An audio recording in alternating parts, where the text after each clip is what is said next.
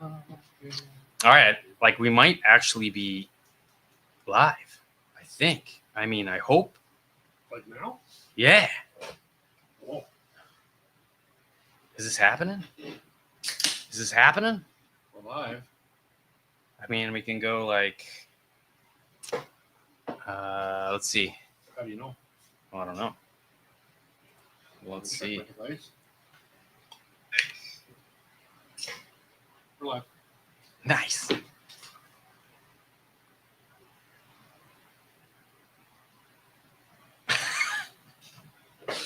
All right, I don't know if people even heard that. I don't even. Oh, there's 4 people watching. Hello, 4 people. Hopefully, you guys are having a good Tuesday. We're drinking beers. It's kind of like super muggy here in Toronto, Canada, where we're streaming from. It's quite sticky. Nash is here. Hopefully, you guys can hear us. Now there's 8 people watching. Can you guys? What's up, Double Clutch? Oh my God, it's Double Clutch. Double Clutch, what is up, man? Hope you're having a freaking awesome Tuesday, man. It's been a while. Hopefully, missed him last week. I mean, nobody knew we were going live last week. Anyway, just a heads up, guys. I'm trying to like work on stuff to make this a better live experience, but right now we're just kind of flying by the skin of our teeth, which is fine. But we are drinking. I mean, here's the problem right here, Nash. That ain't no tall can. Well. Cold shots usually aren't a problem, though. No, like I feel like not a tall can. I kind of feel like these still kind of knock you as hard as a tall can would, though. Apparently, Double Clutch is saying the audio is good. Awesome. Yes. Yeah, we're building. So anyway, we should probably update everybody. I'm just kind of trying to get into the live streams, and we're actually building a Optima mid. I'm gonna grab that box and show everybody. If you throw it up. Oh, yeah, I can probably go to camera 2. If you go to camera 2, you can kind of see it there.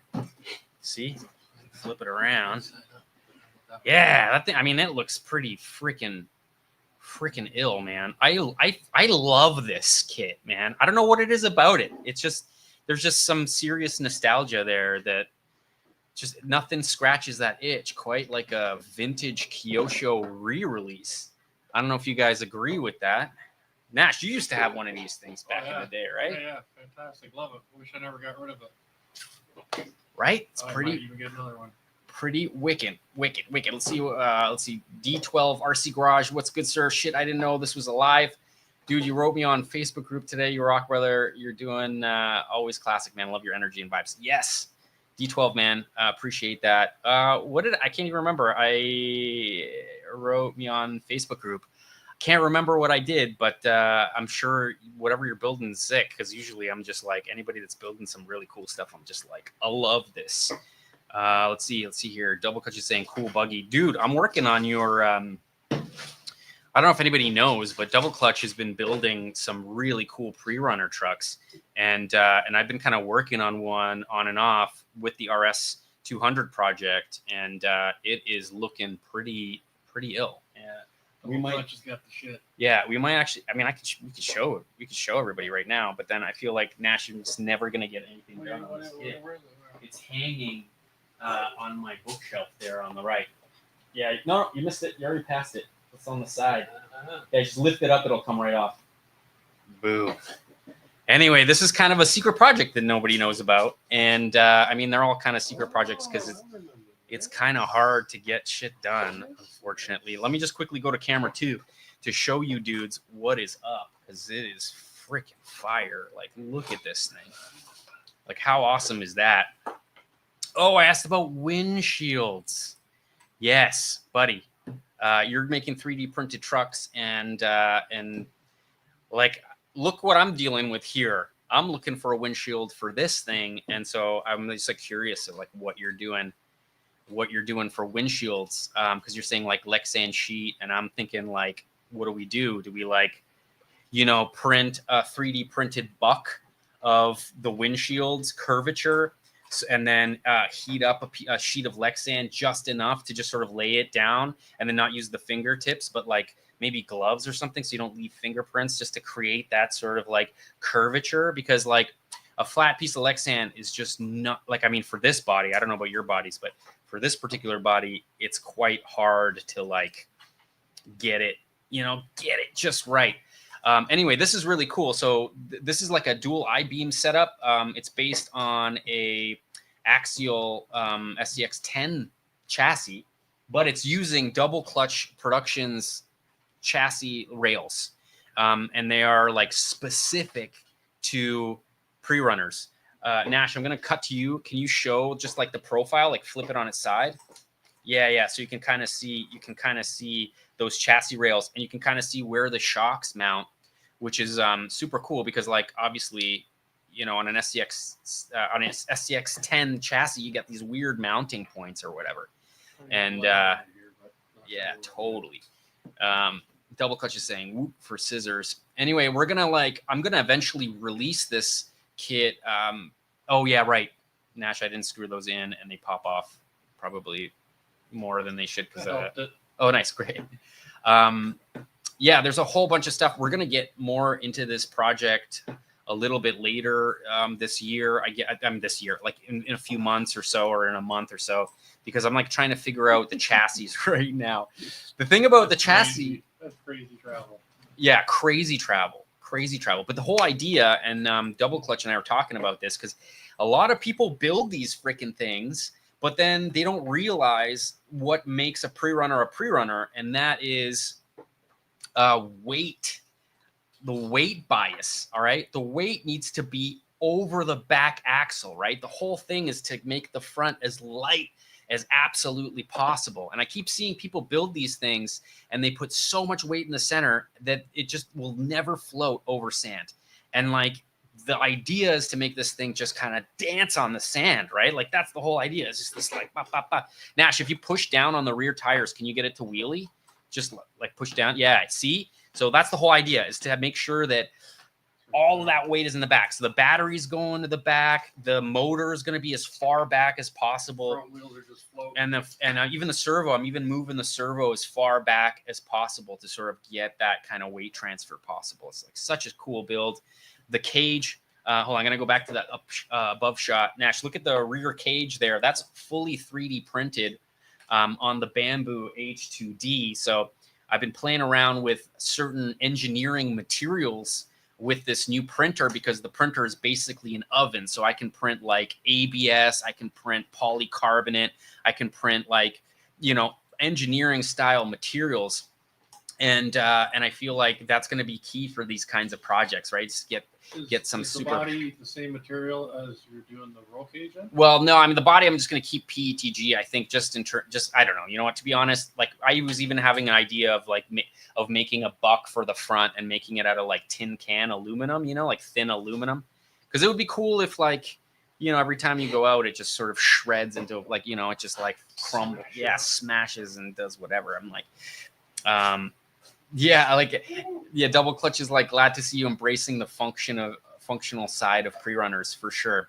Oh, 10 scale, bro. It's full rear wheel drive. There's no front wheel drive on those I-beams. Yeah, it's just going to be totally rear wheel drive. But I feel like with that front just kind of laying back on the sand, you know, it's not going to, you know, also 4-wheel drive on sand is always like kind of not worth it in some ways. Cause like paddles on the front or make it really hard to steer. So like even guys who are in the desert with 4-wheel drive vehicles always end up with like some front disc. I don't know the right word. You know, those like non-paddle fronts so that they can steer a little bit better and they're not paddles or whatever. Rail tire, what are they called? Yeah. There's a rim, one ridge on it. Yeah, for sure. Let's see here. Have you seen that guy who makes metal bodies for his crawlers? And yeah, absolutely. I've seen actually a couple of guys. There's a couple of guys on my track that are also making drift chassis, which is super cool. Anyway, let's make sure to bring back the spaghetti cam. What I'm going to do is I'm just going to like open the Bamboo Studio. I'm going to show you guys kind of what that looks like, which is interesting. Let me see here. We can hit. Oh, shoot. Obviously, I can't see what I'm doing now. So 5, cut. Yes. Okay, great. Perfect. So here you can see this is the Bamboo Lab Studio. This is what I use to slice my 3D prints. Here you can see this is sort of an update for the RS200 project. You can see this is the turbo and the head for the 4-banger with the intercooler and the exhaust that fits on the RS200.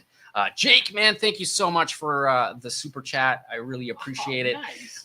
Mark P, what's up, man? Long time for sure. Anyway, look at this thing. This is the RS200 project. Let's not print it. Let's print it on, like, I don't know. I don't want to print it ABS, but you'll be able to see it a little bit better like that. Anyway, you can see, oh shit, I didn't realize that this mirrors. Are you guys seeing this thing mirrored? Because if so, what the hell? What the hell? That's so strange. Maybe that's just for me. It's showing everything mirrored for me and not for you guys. Anyway, if you look really close here, you can see how I mounted this whole project. It actually mounts on the rear firewall of the RS200 project, which is kind of my way of making stuff a lot easier. And you can see there's the exhaust, and it's very true to the RS200. And I'm trying to make it all in one piece. The problem with the Secura that we're putting this thing on is that I have to actually like cut this up to fit the spur and also the actual brushless motor, which is a little bit too bad. Anyway, we're going to print this, but first I'm going to set it up, and then we're going to set it and forget it, and we're going to come to it in the spaghetti cam. We're going to pop in and out and show you guys the spaghetti cam. But let's not print it ABS because that's going to make it even hotter in here, and I don't want it to be. So we're going to print it PETG black, which is cool because if you were to like smear a bunch of silver paint on this thing, it would actually look pretty true to life, which is pretty awesome. Let me slice this plate up, though. I don't think I'm going to do standard. Let's make it like as fat as I can. All right, layer height. Let's see, strength. I like to add more wall loops to it. And then we're going to do support. And the support, I mean, obviously I'm going to use tree auto, which is kind of awesome. I'm going to hit slice plate. We're going to see what happens. Sure, sync now, buddy. All right, let's see what happens.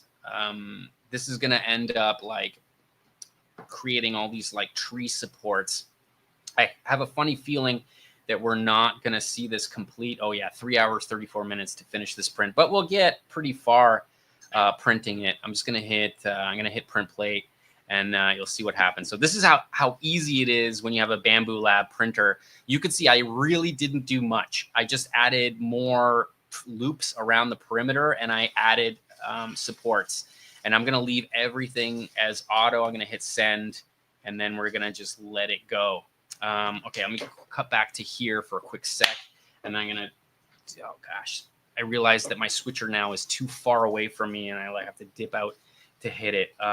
But we do have a spaghetti cam, and spaghetti cam is here. Check it out. I mean, it's doing weird things because it's an old vintage GoPro 3, which is too funny. But like, whatever, man. It's just gonna go. This is the H2D. This is like Bamboo Labs' newest kind of flagship 3D printer, and my God, is it good? It's just good. Like, you want a printer that just works like a freaking washing machine, like a dishwasher, then freaking that's what you want. I can't tell you how many 3D printers I've had sent to me from Elegoo to Creality, where like you just spend all your time messing with settings to get the thing to work. And this is as close as we've gotten to a appliance, I think. And also it's a freaking oven, so like it will heat the chamber up to 90 degrees to print like ABS and other types of engineering grade materials, because PLA, I mean, PLA is super freaking strong, but it melts in your car, right? It just has a really low melting temperature, and that can be a problem. Nash is starting to take, you know, I'm way ahead. oh, he's already way ahead of me, but he's already stumped. God damn. Well, I mean, if you need help or whatever. I'm grooving. Let's see here. Rudy's saying, drink beer. I should. Cheers, bro. Happy Tuesday. Yep. Where's your cheers? Yep. But Delicious beer. oh, What happened? Oh, you're empty. That's bad. That's bad. It's alcohol abuse that right one there. went quick. It's alcohol abuse. We got 18 people watching. If you guys have never commented before, drop a comment, say hi. Would love to see, hear from you guys. It's always great to see the community come together and hang out. I don't know what else to talk about, to be honest. I feel like I've just been. Over your book. Oh, that's okay. You can spit all over this. Like, it's fine. I kind of feel like then it feels like it's been used, you know? It's been like Worked. it's been worked. Yeah. That's good. Oh yeah, I could make it go faster, D12. I really could, but then I feel like it becomes a little bit not unreliable, but just like when you start to really speed things up, well, not only will it shake itself off the table, which is kind of funny in itself, but like it's just like why bother, you know? I guess we could try to speed it up. Dare I? Let's see here. Did you pre-sand the bearings? What? Oh no! Really? I brought some in my pocket from the street and put them on. Oh, you're gonna put some sand in the bearings. Hilarious. Hold on, I'm gonna turn this on so everybody can kind of see. Oh, I realize now that I had another video. So like the Bamboo Lab actually has a webcam inside itself, so you can kind of see what's going on, which is pretty cool. Yeah, love this freaking printer. It is awesome. But we could also play with the speed, which is pretty awesome here. Awesome. I keep saying awesome. Yeah, there. We could turn it onto ludicrous mode at some point just to have fun and see what happens. But that's when it comes off the table. Oh, I'm sure. I could barely get it on the freaking table. Like it was so hard to lift on that table that just like, oh my God. Actually, we could like open that project maybe. I can do that. Let's see here. Glue any other pieces? Oh, did I lose any other pieces? Glue. You did a good job on these, by the way. Oh, That's nice. Not bad at all. Right? Very nice. Oh, right. Do you want some? Are you asking for? No, there's another piece that needs to be glued here. Oh, yeah. Okay, But cool. I'm not able to find it. Oh, shit. That's what I said. What is it? Is it just like a little piece of plastic? Hold on, guys. We're gonna look up. I can't tell what I'm doing, guys. This is what happens when like I'm flying by the seat of my pants. What were you We looking need for? that. Dan, what number is that? Oh, it doesn't say. OT-20. It might be in the plastic bag, the bag of plastic parts. It may have fallen off. It's like all in there. But you know, there might be that probably at the bottom of that bag. And I'm gonna cut back to here. Let's see here. ADS is saying I already have a PS1 and the print quality of the H2 much better. No, you know what? Let's be real. It's the only reason the H2D is sick is because it allows you to do multiple materials because it has a dual head, and there are like limitations to that because the bed one nozzle can only print on like one portion of one side of the bed. And actually, I can show you this. Maybe I should. So no, absolutely not. The PS1 is a great printer. Where the H2D is better is the fact that I can print ABS, I can print polycarbonate, I can print all these materials that require a heated printing chamber. And I've seen guys with the PS1 like quite literally create their own chloroplast, enclosure and keep it in there. But this one will actually keep that temperature consistent, and it makes for much better prints with these engineering materials. Other than that, other than the fact that it's completely made out of really thick aluminum, it's almost like a skeleton of aluminum, and it's thick as F. And so I feel like they did that because they knew that that a heated chamber is going to make things stretch, contract, and also like expand depending on what the temperature is doing in there. So I think they're making it as thick as possible. Find it. Keep talking. What is that? We glue that together. Oh, okay. See where my bike seat is? The Tupperware right at the bike seat there. You can find the in there somewhere. Good luck. Anyway, I can keep. Which one is it? Oh shoot, I don't know. No, that one's too thick. Sorry guys, here we go. That's the one. It's a little. It is too thick, but it will do well. Man, what was I saying? It's better in some ways, but it's not better than your PS1. You know what I mean? Like if you have a PS1, you're fine. You're fine. If you're in the ecosystem of Bamboo Lab and the whole like back end and the upgrading all the time and it always getting better and them like making it better all the time, it's just like don't get it. It's too heavy and it's massive unless you want to really print polycarbonate. Anyway, let's see here. Bamboo is usually the recommendation for beginners, though. Absolutely. But what, like, I mean, if you want to make this thing be as complex as you want it to, it will. In fact, I'm using for the Elegoo, I'm using another slicer that's basically an amalgamation of the bamboo slicer and the Prusa slicer together in one. I think it's called Orca. And if you have another printer, like if you have a Creality printer, if you have any other printers like not bamboo, I would use that slicer for sure because it has, I don't know, it just seems a lot better than any other slicers that I've been fooling with.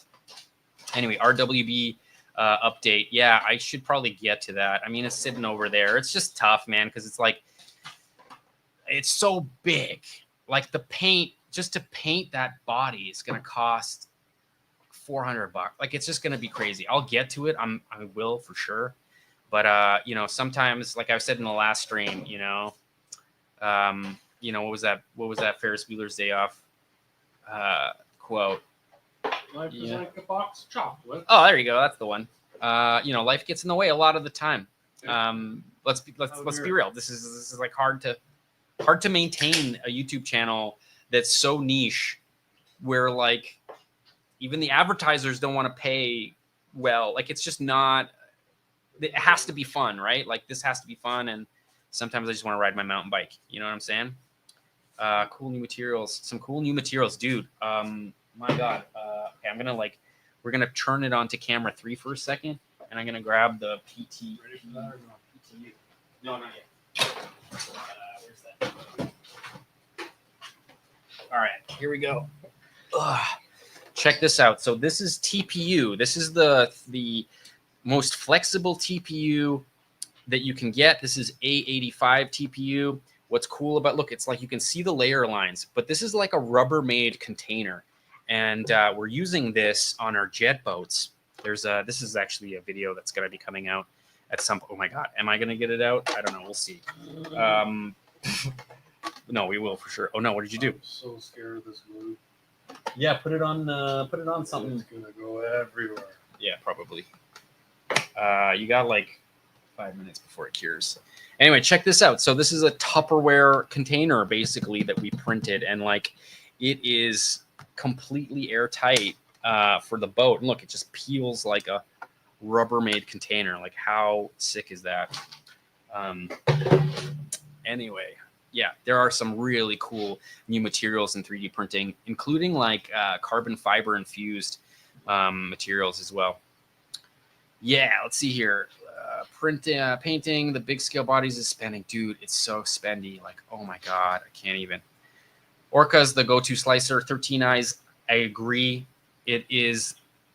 I liked Cura too, but then Cura was like, it was like left in the dust by Orca. Like Orca is just like so easy, and everything in. I can show you Orca. You guys want to see Orca? Did you say like 5 minutes or 5 seconds?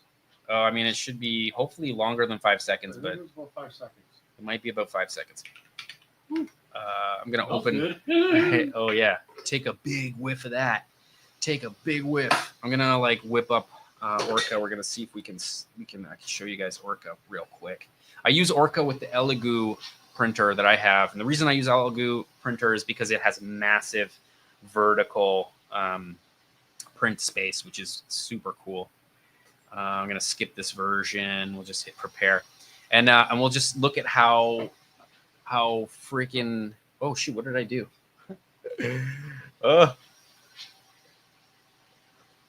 What is it? What's happening? What is it? Oh no, I'm back. I just hit the wrong button on the switcher like a dummy.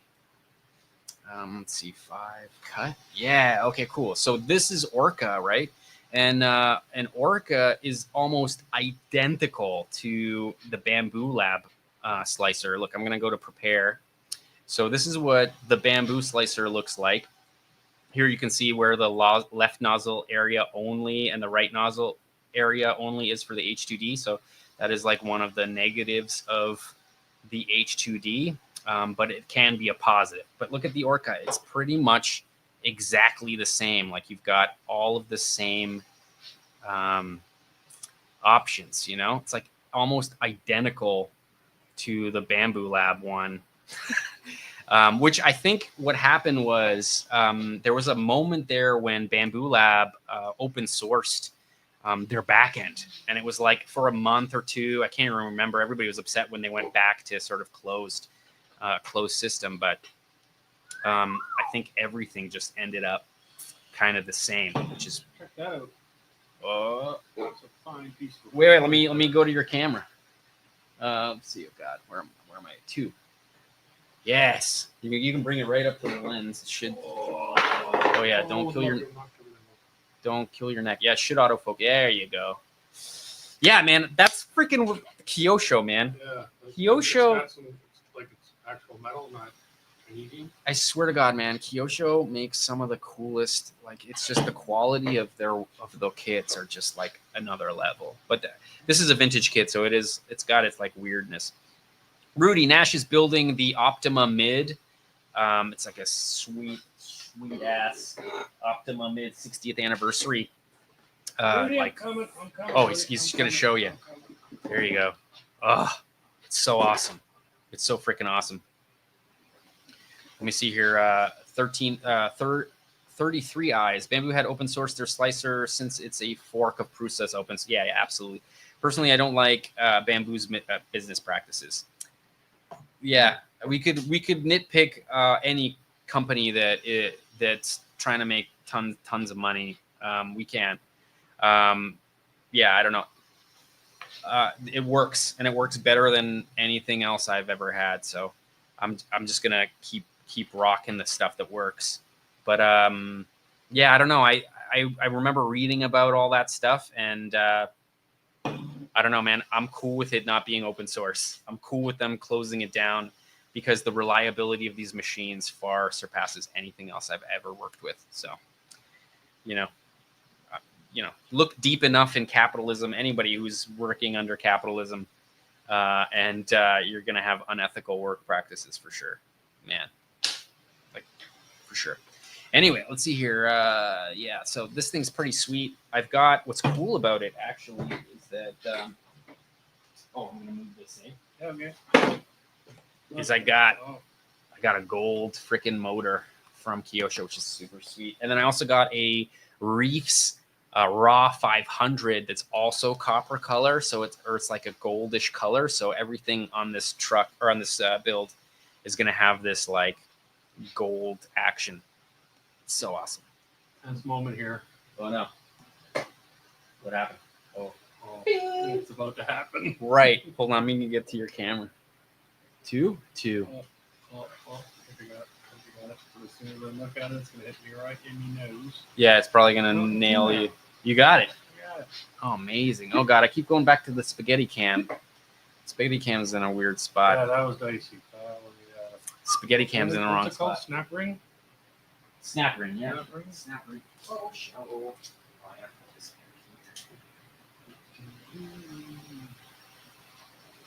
All right, we'll play around with ludicrous mode in a second as well, because like, there we go. There we go. I wish the camera was a little bit better. It's 4x3. I couldn't get it to stay on. Yeah, Jazzy RC. I mean, it's quite a bit of a step up in price, so I can see why people definitely go to an Elegoo Core XY printer. Core XY is actually pretty good though, right? Because like I have a bed slinger over there, and we were printing full jet boat chassis, like full jet boat hulls, and they're quite tall. But at the very top of that print, because that bed was just moving like this, it was creating a bunch of oscillations, and it was like creating waves in the 3D print that you just don't get with a Core XY printer. Yeah, let's see here. I don't know. From the FPVR early days of 3D, open source is the only reason. Hey, man, like you can do that, though. That's fine. That's totally cool. I think it's just like the difference between really having to try super hard to get things to work for you, and then and that's cool. And there's kind of like a whole world of people that are tweaking and just like really getting into the settings. And then there's other people who just want something that you just hit a button and it prints and it's freaking gold. So like, really, I feel like you just got to weigh those things out. Anybody can make an Elegoo print really well. It's just I feel like it's more of a fight, and some people like love that fight. I was one of them, but there's a certain point where I'm just like I kind of just don't. I don't want that to consume the whole hobby. I'd rather just like live to build it, not to just like what is that? Live to work, work to live, kind of thing. You know, it gets a little bit tired after a while. It's good, but it struggles with ABS. Yeah, so this thing prints ABS so freaking well. Like, oh my god! Actually, we printed all of the jet boat hulls in ASA, and ASA is pretty much ABS. And my god, like, I mean, it's also still shattering. Like, I mean, it's still not the strongest material. ABS is, or sorry, PLA is definitely the strongest material. It just melts in your car. So check it out. Look at the carbon fiber. I laid a carbon fiber sheet on the bottom because like these things are gonna hit some rocks in the river for sure. Check out this is the M-Jet Super Sprint. If you look really careful, the steering shaft it's using a hydraulic seal, which is pretty awesome. And then same with the actual drive shaft, it's also using a hydraulic seal. What a step up in design. These things are just nutty. Like, look, this is how it steers. The jet is actually these 4 nozzles. They have, you can see how it says +5 there. You can print different angles. I guess it's kind of like your trim, you know. And they have one called backflip that I can't wait to try because like apparently it's got so much power that you'll just do freaking backflips with that nozzle. Super cool. Let's see here. ADS is saying, I just bought an SCX Honcho because of your lean out. Yes, dude. Have you been running it? Because like the SCX6, if you haven't crawled, right? If you haven't crawled, one of my favorite rigs. Yeah, if you haven't crawled a large scale crawler, it's just like a whole other level of fun. Like it's just crushes everything. It just goes over like tall grass. Like Jipper was around last week. I don't know if he's here. He might, because he's here with his fam. So I have a feeling that they're probably like, you know, I think they went to the zoo. So he's been like walking around the zoo today for like 8 hours. His legs are probably busted. He's probably snoozing, which I don't blame him. But anyway, we were just crawling through like tall grass. It was just like nothing. You lost my truck. Oh yeah, That's how much it goes over. Yeah, it was so funny. Anyway, there's a video coming out of him romping the FPV lean out rigs, and we were just kind of sitting there, and he got lost, and then we didn't know where the truck was, so we had to we threw up the drone. We're like walking around. Turned out it was just like in tall grass. It was like impossible to find, which is hilarious. Let's see here, Jazzy RC. Yeah, I went ABS for safety of not melting in the car. Yeah, man. Absolutely. Yeah, it's hard though, right? Like, I mean, it does really want to warp if the chamber isn't heated. So, you know, I'm sure you had to create some kind of like enclosure for your printer. It's taking me 3 years to dial my. Yeah, right.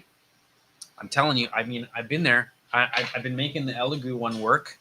I kind of feel like that one, they sent it to me for free. So I feel like I had to like really make it work. And my God, just like try to upgrade the firmware on that thing. It's just like it's like a day nightmare. You know, I'm more sweaty than I am right now. Jazzy RC. The one thing about that I have to say about the Super Sprint is that you have to buy a lot of things to build this, right? Like, I mean, there's just like a whole bunch of hardware that needs to happen in order to like really make it work out. And then also like painting epoxy all over the hull just for waterproofness. Let's see here. What else we got? Love the Honcho SCX. Got one before Christmas last year. I know, because they went on sale, right? Man. I think they're on now. They're on. Oh, man. Yeah. Well, that's Canadian. I think once they do go on sale, they're quite affordable if you were to compare them to like an SCX10. Like, I mean, it's not that much more money, and it's just it's 10.3 or something, right? That's not cheap. It's not cheap. Like, none of them are cheap. But then when the SCX6 goes on sale, my God, man, my God.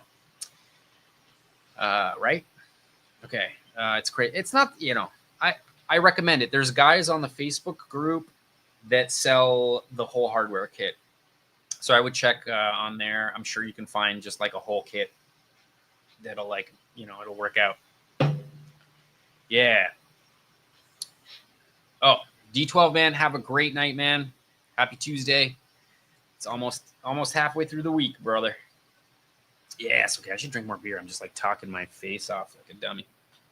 Okay, I'm gonna drink it. Must make you thirsty. Oh, what else was I gonna say? We are gonna have Jippy. Jippy. We're gonna have Jipper on here. Jippy. That might be his new nickname. Where's Jippy? Anyway, Jipper is gonna come on. We're gonna talk about. I don't know if you guys follow Jipper's YouTube channel, but he does. Yeah, you should. He does FPV, but like high speed FPV.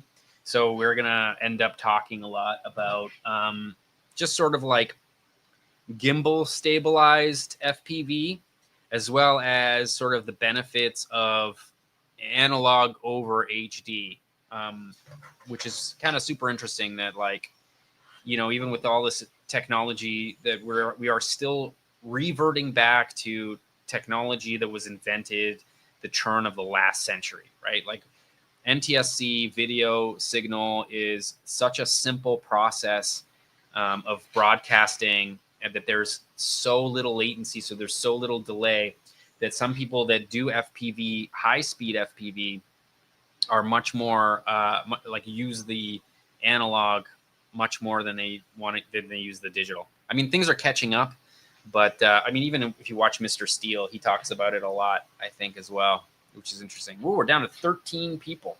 Where are we going? I don't know. I mean, it's Tuesday, so I don't freaking. Flapping too much. Oh, I might be flapping too much, but I don't know what else to freaking. Look, I got this shit going here. Look, it's almost done. Oh yeah, okay. I'm gonna flip it Charge the to battery. camera We're too. almost there.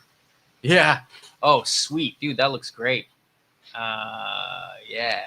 All right. So you got the transmission going, which is pretty huge, and that's pretty awesome.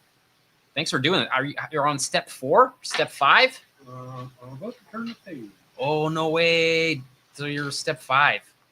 It took me all last stream just to get through 2 freaking steps. Good gravy. What have I done? What have I done? I was because I yap a lot. I guess I'm just like freaking yapper. Let's go to the spaghetti cam. There's the spaghetti cam. Dare I turn it to ludicrous mode for a second? Is that something I should do? Because that'd be kind of fun. Hold on, I'm gonna go to device. All right, here we go. Let me turn it to sport. Okay, so this is sport. Now we're on sport. Well, I feel like this is a better camera. I feel like this is a better camera here. Yeah, okay, so this is sport. And then dare I turn it onto ludicrous? Oh god, things are gonna get knocked over, I feel. Okay, here we go, ludicrous. Okay, I just clicked it. Oh Jesus, you can like barely see the damn thing move. Oh, it's so fast. And I like how you can see the spaghetti cam in the webcam, and you can see it shaking. Oh god, it's going fast. Good gravy. Okay, I should put it back to standard. I'm gonna put it back to standard. Maybe I'll put it back to sport. We'll just keep it on sport and see what happens.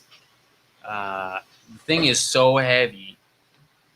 The thing is so heavy, man. The thing is so heavy. Let me see if I can find. I'm gonna play this little bit of video.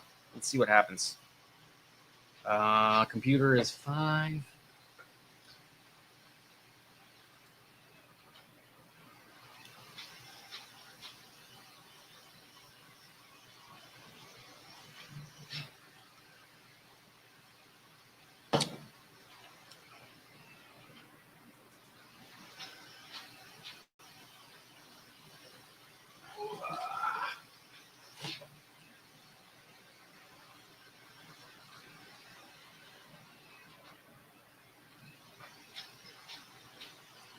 Yeah, it's just a bit of a tease for a video, or we've got just a bit of a tease for a video we've got going about the H2D.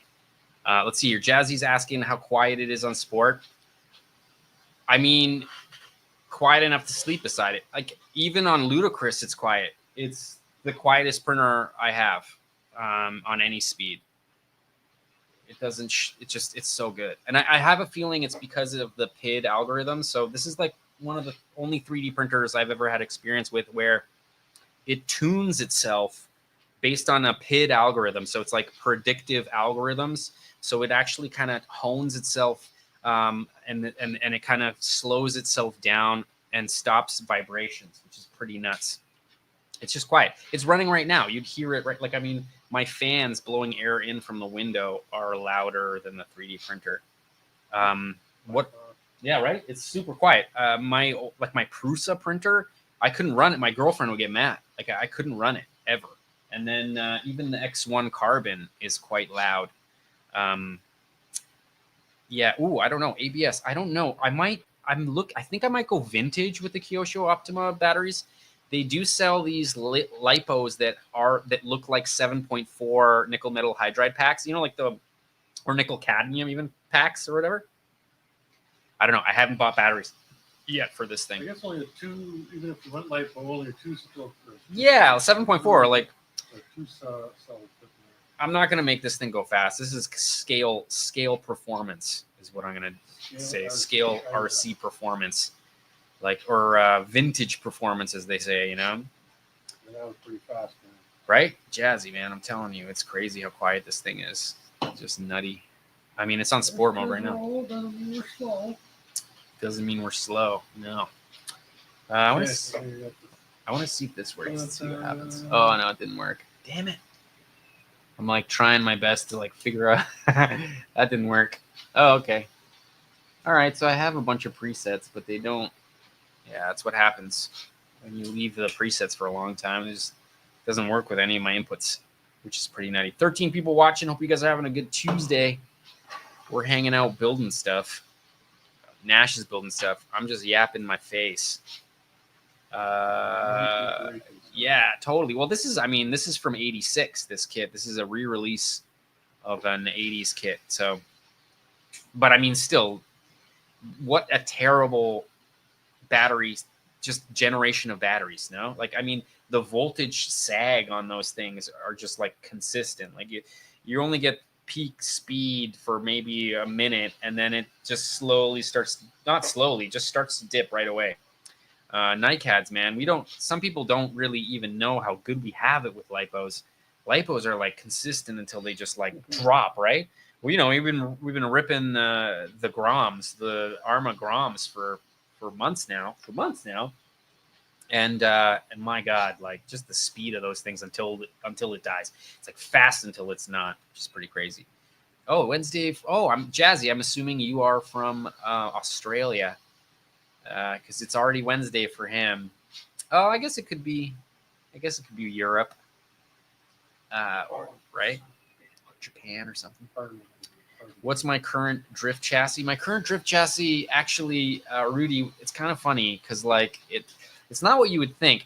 I have like an old, oh gosh, I'm gonna show them to you in a second, and for some reason I can't remember, which is kind of a YD2. I have a YD2 that has the wagon body on it, which is like actually quite robust setup. Like I really did kind of get it super tuned. But my favorite one is this guy, which is a shortened wheelbase Sakura 5D, which is like already super old. But what's cool about it is that I like made my own chassis.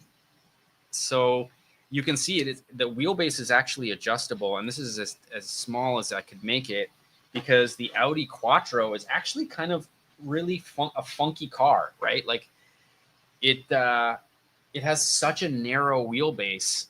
It's almost a square. Like it's like quite literally almost a square in terms of track width and wheelbase. And I didn't want to. I mean, if you look at this body and you look really carefully, you can see where the wheels should be.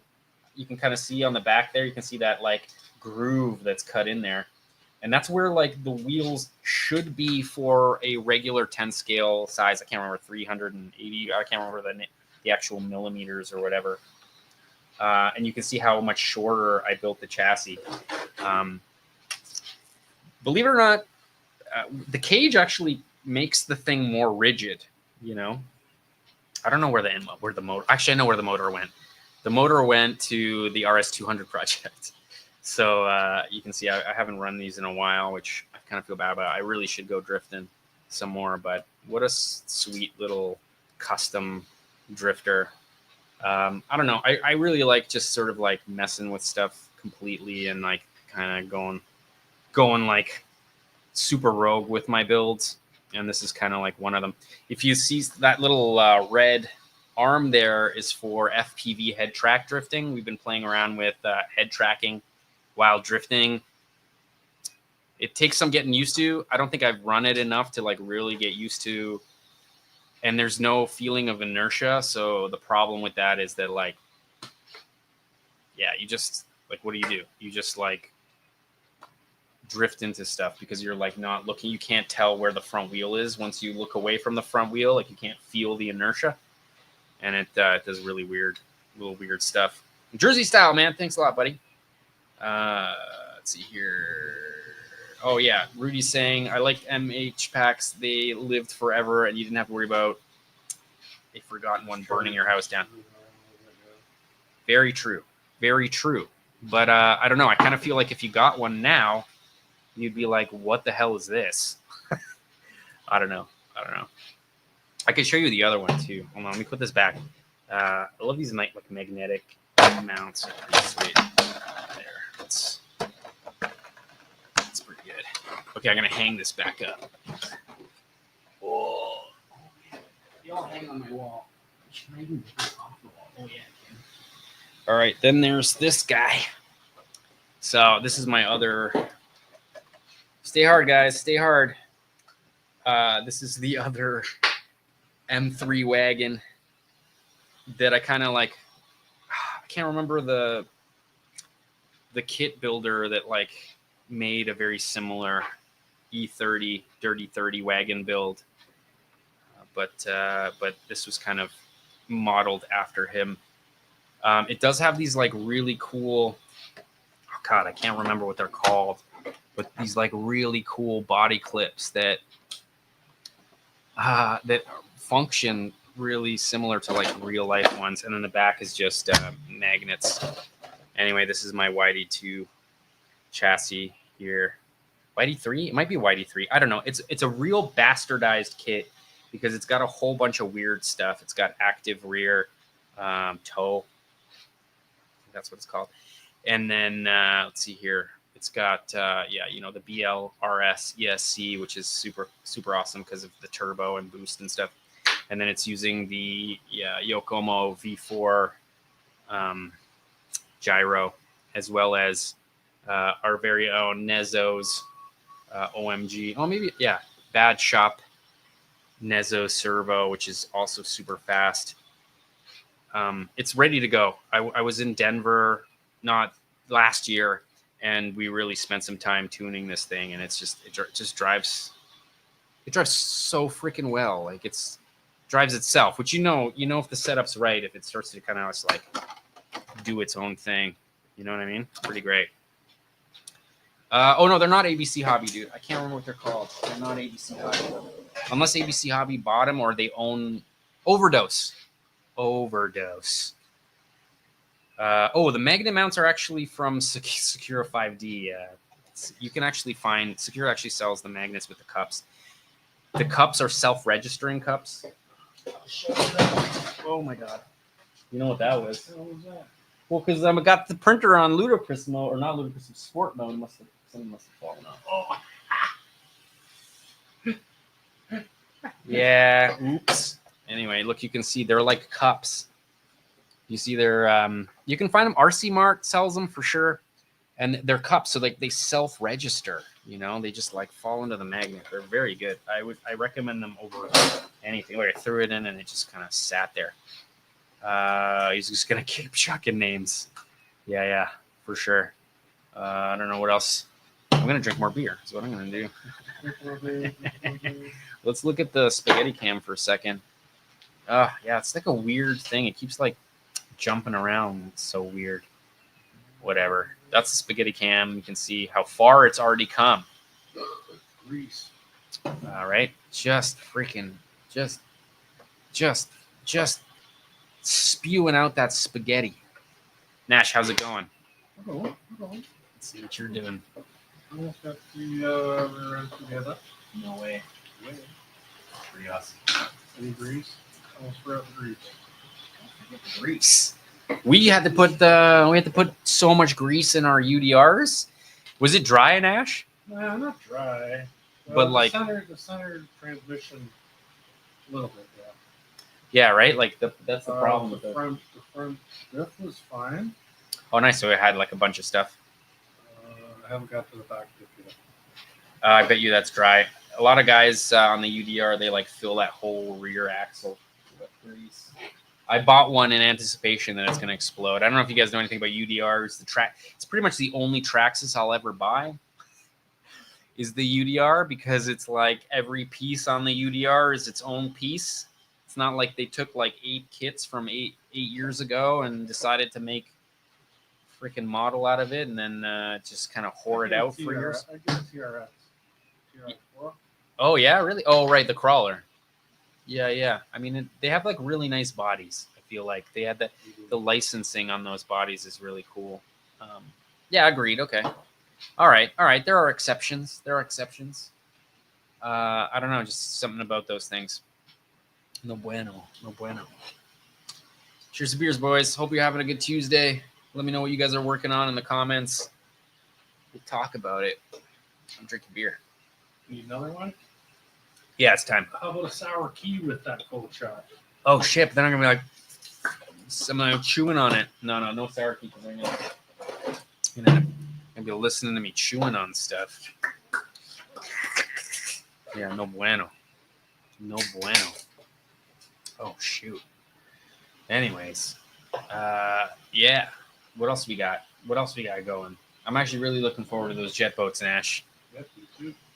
As always. This thing's gonna be. Oh yeah, it's so good. So yeah, a little bit good. of grease. That's a little bit of grease, eh? Yeah. Maybe a little bit more grease. Maybe a little bit, just a little bit more grease. Look at this thing. What's cool about this particular 3D printed project is that it requires you to melt in these brass threaded inserts. So the whole thing, like every screw really, has like a captured brass, oh God, receiving threads, it's not just like threaded into plastic. And I'm assuming this is going to make things real awesome. Look at this thing. Pretty nutty. Anyway, let's see here. Jersey Style saying, I just got back in the hobby after 45 years off. Wow, Brother, what a difference, eh? I love it. He's like, I love it. Just got involved about a month and a half ago. Already accumulated 20 cars and trucks. Come on. Welcome to the mess. The mess that is this hobby. The madness. It's quite mad, man. Will there be an FPV jet boat? ADS, I don't know. I mean, we could try. Can you put a GoPro on it? So Yeah, it doesn't matter if it gets wet? Well, I'm thinking like, I mean, if we do, then you go standard def, so that they're like not, like they're less likely to explode on you, or at least if they do, it just costs like $15 to replace it, and then we could conformally coat. Hold on, I'm just going over here to find the radio box.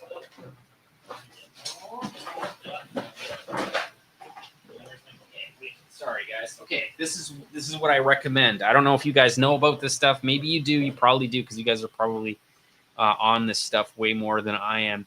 This is like conformal coating liquid. It's a silicone conformal coating. It's called 422C, I think. This liquid will waterproof your electronics.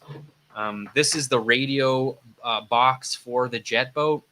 This rubber hose will eventually get a plug on the end, but the antenna for the radio actually goes inside this, and then it's plugged at the top, and this whole thing is a waterproof chamber for the receiver. And if you look real close, I don't know if you can see it, but I conformally coated the whole receiver as well, because we were always having issues with our receivers just our receivers just screwing the pooch. And yeah, this is one way to try to avoid that. I don't know if you guys are using crawlers and you're in the river and stuff. You might want to pick yourself up some of this stuff. And also, you can pour it all over the circuit board inside your servos as well to like really try to get your electronics waterproof. This stuff is just kind of worth its weight in gold, in my opinion. Yeah, FPV jet boat racing. Yeah, maybe. The problem, though, I feel ADS is that like it's gonna end up being water, water, water, sky, sky, sky, water, water, water, sky, sky, sky, no brakes. That's what FP. Oh, what? All right. Nash just completed the rear, transmission for the Optima mid here. You can see that it runs smooth, dude. You did a good job. I'm not sure why I have an extra bearing, though. Uh-oh. Bum, bum. Oh, no. Good question. I don't know. I think I put them all in the spots they're supposed to go. Interesting. Yeah, I noticed that with the diffs that it didn't do a good job like showing where just because there might be a section where it's stacked, like the two bearings are stacked together. I don't know. Well, I don't know. I mean, I'm just speculating here. China aluminum copy of the Proline kit, dual shocks all around, and a Raptor hard body. Rudy, man, I'm working on one myself using double clutch XCX10 rails. Make sure to make the weight more on the rear than on the front. Try to get everything as far back as you possibly can. I might be preaching to the choir here, but yeah, I'm just tired of seeing these. Not saying that you are, but I'm tired of seeing on the Facebook groups people that are building these things, and all the weight is exactly where it would be where it would be a crawler, right? Like it's not a crawler. You want the front as light as it possibly can be. So I would make sure to just sort of get as much weight on that over the rear axle and behind the rear axle as possible. That is my suggestion to you. You want to be able to push the back end of the truck and the front wheels come off the ground. I think that's like a good indicator that you've got the right weight distribution. Yeah. Let's see. Giveaway is coming at 10,000 jerseys. How many we got? What? What? You mean you for your channel, jersey style? If so, congratulations on 10,000 subscribers, brother. That is a hard thing to do, and I hope. I mean, I hope it's satisfying and super fun for you. That, or I hope you're making cash. One or the other. I kind of feel like it's hard to do both. Sometimes it's hard to even have the fun one when you're like just pushing for those numbers, you know. Don't get lost in that, eh? I kind of feel like I get trapped in that world a lot, and then I realize that I just burn myself out. Kevin knows. No way. What's up, Kevin, man? Hope you're having a good Tuesday. Kevin knows lots. Come on. He's a buddy of ours, Kevin for scale, right there.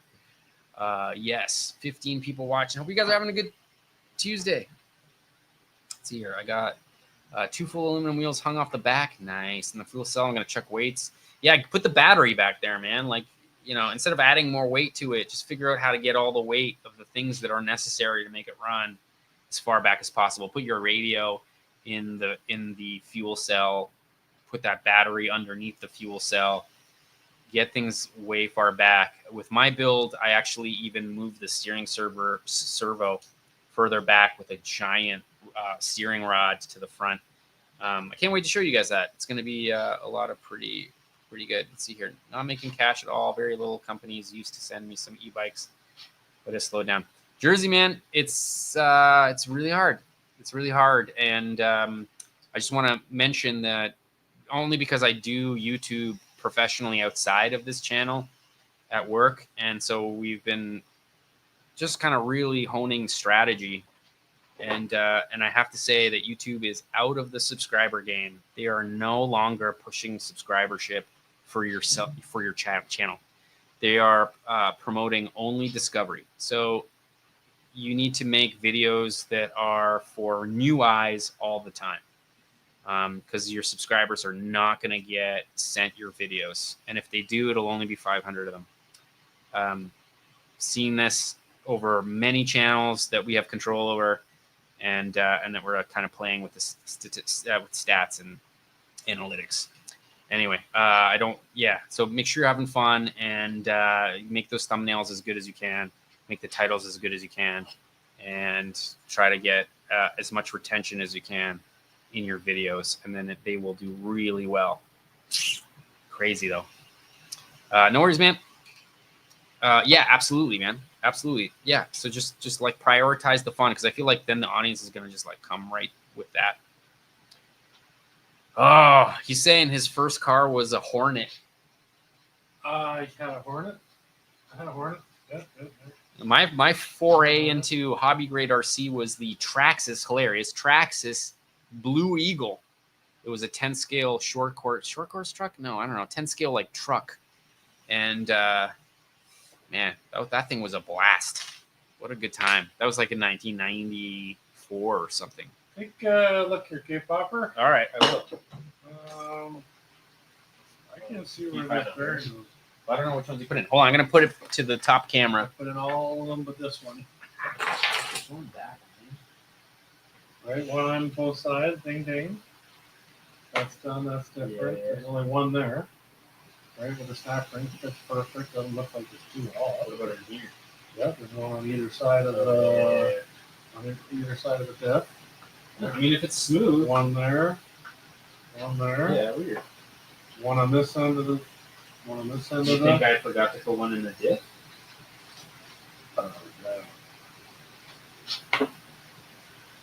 Well, these go on the outside of the diff.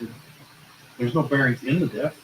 Yeah, there's one on that side, and then that would make sense. And then there's one. Yeah, I bet you would see same You bearing. can see the bearing there. No, I know, but there's one on the inside. Let's hope it's on this side. That's not your fault. It might be in here.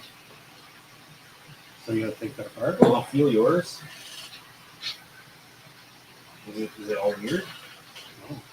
No, let's do this out.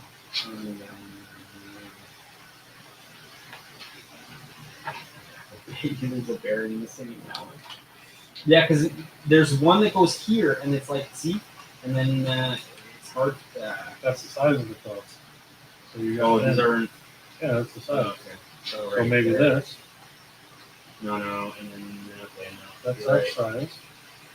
Son of a beat. Oh, whatever. If it feels catastrophically, we'll know what. Or put it in the spare parts pile. No. I bet you it was my fault. I bet you it's one in the bearing. It's in the diff. But it's not the right size. What about This one. This one. No. That goes on the outside. And there's one there. yeah? But what if that goes on that one? On the front. And where's the other one? Oh no, it's on the other side. So it's like. Look, there's definitely a spot here. There's one on either side there. Why is that one? I'm not understanding that. So that's probably where that bearing goes. That much slack. Well, that's this bearing would stop that slack. So where does it say put two on it? It doesn't. But then if it got rid of that slack, then maybe that's where it goes. Can you pull the case apart, or is it gonna see? Because like, why is there a play there? Yeah, maybe it goes right. I mean, let's try it, Oh, you know what? It might. Look at that. and then see, and then Well, I don't know. No, I think it is. I don't know, yo. Oh, I think so, yo. Jipper's here. Yes. Jippy. What was it? I called you Jippy, and now we're thinking. Well, I don't know. I mean, you don't get to pick your nicknames, but tell me about it. It's fucking K-pop. What's up, man? I hope you're having a freaking good Tuesday. How are your legs after the freaking zoo? That's what I want to know. Jippy, he's like, No, I don't know. It was my mistake. I don't know. I think it's the beer. Obviously, it's the beer. Look how shiny. It's so hot in here.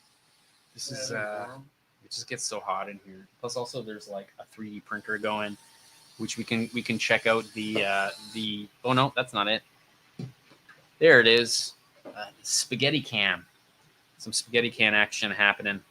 Yeah, that's pretty good. But I kind of feel like that kind of shows it a little bit better. There's 2 spaghetti cams, kind of. Should I put it back on ludicrous mode for fun? Kind of want to. Here, it's 124%. Let's put it on ludicrous mode. Stand up, stretch the bones. Yeah, you should probably stretch the bones, dude. How's your neck? All right, let's see. What is ludicrous mode? Oh, 166%. Oh, you can kind of see the camera's having a hard time. It's having a hard time, like capturing the frame rate. Ah, it doesn't look that. Oh yeah, okay, it's fast. Ooh, the whole thing is shaking. Yeah, it's pretty fast. It's pretty fast. Jipper's asking if. Oh, he's like, legs hurt, but there's beer for that. Amen. You guys on step 2 yet? Almost. We're almost done. Nash is saying he's almost done, but I mean, he's doing all the work. I'm just yapping my lips. So far ahead, I'm taking a break. Yeah, The boss isn't even on my back. No, why would I be on your back? You're doing all the work for me. Yeah. Yeah. Oh wait, look, you can see it here, camera 2. Oh, you brought your little nice. You brought your little automatic one. Sweet. Yeah. I mean, they don't make plastic like they used to. I feel like the Kyosho plastic is quite high quality. You don't get that much anymore, you know. These plastic, the freaking overglassed plastic is no bueno. I've noticed that with the UDR actually. The UDR's got like really, it's like a really strange plastic. Even the new HPI Baja plastic is very different from what it used to be. Step 7 for sure. For sure. I'm new to your channel. Is that your father behind you? No, dude. I'm 40. Come on, man. No, I mean, this is my buddy. We used to race 5th scale RC together. I can see how you see that because we're both, you know, there's no hair there, so it makes sense. Toxic crawlers. Let's see what you're saying. What's up, guys? Tell them to hurry up. Cheers to beers. Drink, Nash. Chop, let's go. We got ourselves a super chat, $5. Mm-hmm. Thank you so much, Toxic Crawlers. Really appreciate it. That's great. Very much. Delicious freaking beers. I'm glad to have you back, Toxic Crawler. We're gonna try to make this a weekly thing. I'm doing my best to actually create a just like a total format change. We're gonna kind of do an RC News-esque style, maybe like a, I don't know, what's that called? Like a late night show style format, which I'm hoping to relaunch soon. That should probably give this a little bit more structure, which I think it desperately needs, so that, you know, there's just like, you know, there's structure to it, and I feel like that's just kind of what it needs. And we also got to bring back scale is Shizer, whatever it was, hashtag, so that we can like shout out other people's builds. I feel like shouting out people's builds is key, right? It's key to do that, I think, and I think we'll do that. That tracks is plastic, though. I know, right? There's something weird, man. I don't know. It's like you look at it wrong, and it just the threads pull out of it. I don't know. Like I feel like that's. I don't know. What is it? What is with it? Am I the only one? Maybe I'm just like looking for things to criticize about it. But Lambo, man, nice to have you back, brother. Let's see your Jersey side. Nice, you guys in the USA. We are actually up north, up in the good old Canada. We're up here. We're the good old Canucks, the hockey-loving Canucks. That's what we're doing. I heard that through the grapevine that Arma is going to be releasing a 1/5 scale Typhoon. What? Haven't heard anything, Jersey. I feel like I'm kind of out of the loop. I feel like that's a Scale Builders Guild question. I feel like he would have his finger more on the pulse for that. He's the kind of guy that they send, you know, pre-release things to, and they don't care about me. I might be slightly too honest for that kind of work. But yeah, Rudy, man, we're gonna bring back some reviews because I feel like that's key, right? That's key. Radio Double Clutch is like Radio Shack RC in the late 90s had that Traxxas plastic. Yeah, I know what you're talking about. It's like it's almost oily. Like there's something weird about it. There's something weird about it, and then it's still kind of weirdly glassed. You know, it's just, I don't know. It's bizarre. I don't know. I don't know what it is about it. Yeah, probably cheap, but everything's kind of cheap these days. So it's like hard to even say anymore. You know, Everybody's going for crap. I kind of feel like that's why if you don't own a 3D printer, you freaking better buy a 3D printer. We're talking about how these projects aren't limited by making the most money in manufacturing. So, you know, you can pretty much build anything now in your home manufacturing workshop, and the community really helps sort of, you know, make these things better, and it's just like, this is it. You know, you can't buy this boat. Well, I guess you can on AliExpress, but it's because some guy in China bought the plans and now is trying to undercut the designers. But at least there's like a really big community of people that are like building cool stuff, and I love that, and I'm so glad we're kind of on the ground floor of that. You know, I wonder how far this technology is going to go, and I wonder how much better we can like build stuff ourselves. The only issue is hardware. You know, like, I mean, I'm not going to 3D print a drift diff. You know what I mean? So it's like we're still going to need to machine things, but there's like 3D CNC that'll do aluminum now, and I'm sure that's just going to get better and better. So let's see here. Jersey Style saying I had 3 different 3D printers. The biggest one I had was a FL Sun, but I got rid of them because I thought the technology was not up to date. I heard your Bamboo Lab is very good. Yeah, it's better than really good. The H2D will do engineering materials, like I was saying. It'll do ABS. It'll do polycarbonate. It'll do, you know, it does just like any material because it can actually heat the chamber. And if you follow Harvey, he was doing stuff where he had one nozzle printing TPU, and the other nozzle was printing, you know, a plastic. And he would, and in the slicer, you can actually tell it that certain areas of the print are going to be rubber and certain areas are going to be plastic, and they'll actually like build kind of a, I don't know how to describe it, a puzzles piece where like it'll print in place, and that rubber will have like a ball that's encapsulated by the plastic, and then you can like create multi-material prints, which is just like nutty in itself. There's so much stuff. And then yeah, imagine the day we can get metal powered 3D printers instead of, I know this is like, I mean, these are the dreams for sure, but like it's, I mean, I kind of feel like it'll happen. I feel like it'll happen. They're driving so many people to learn 3D design. This is again, and then like there's so many people that are so talented. You're going bag. Oh, bag B is done. Oh no, what are those? Oh god. Well, We're eliminating bags here. Look. True. Yeah, I don't know where those go. I'm sure.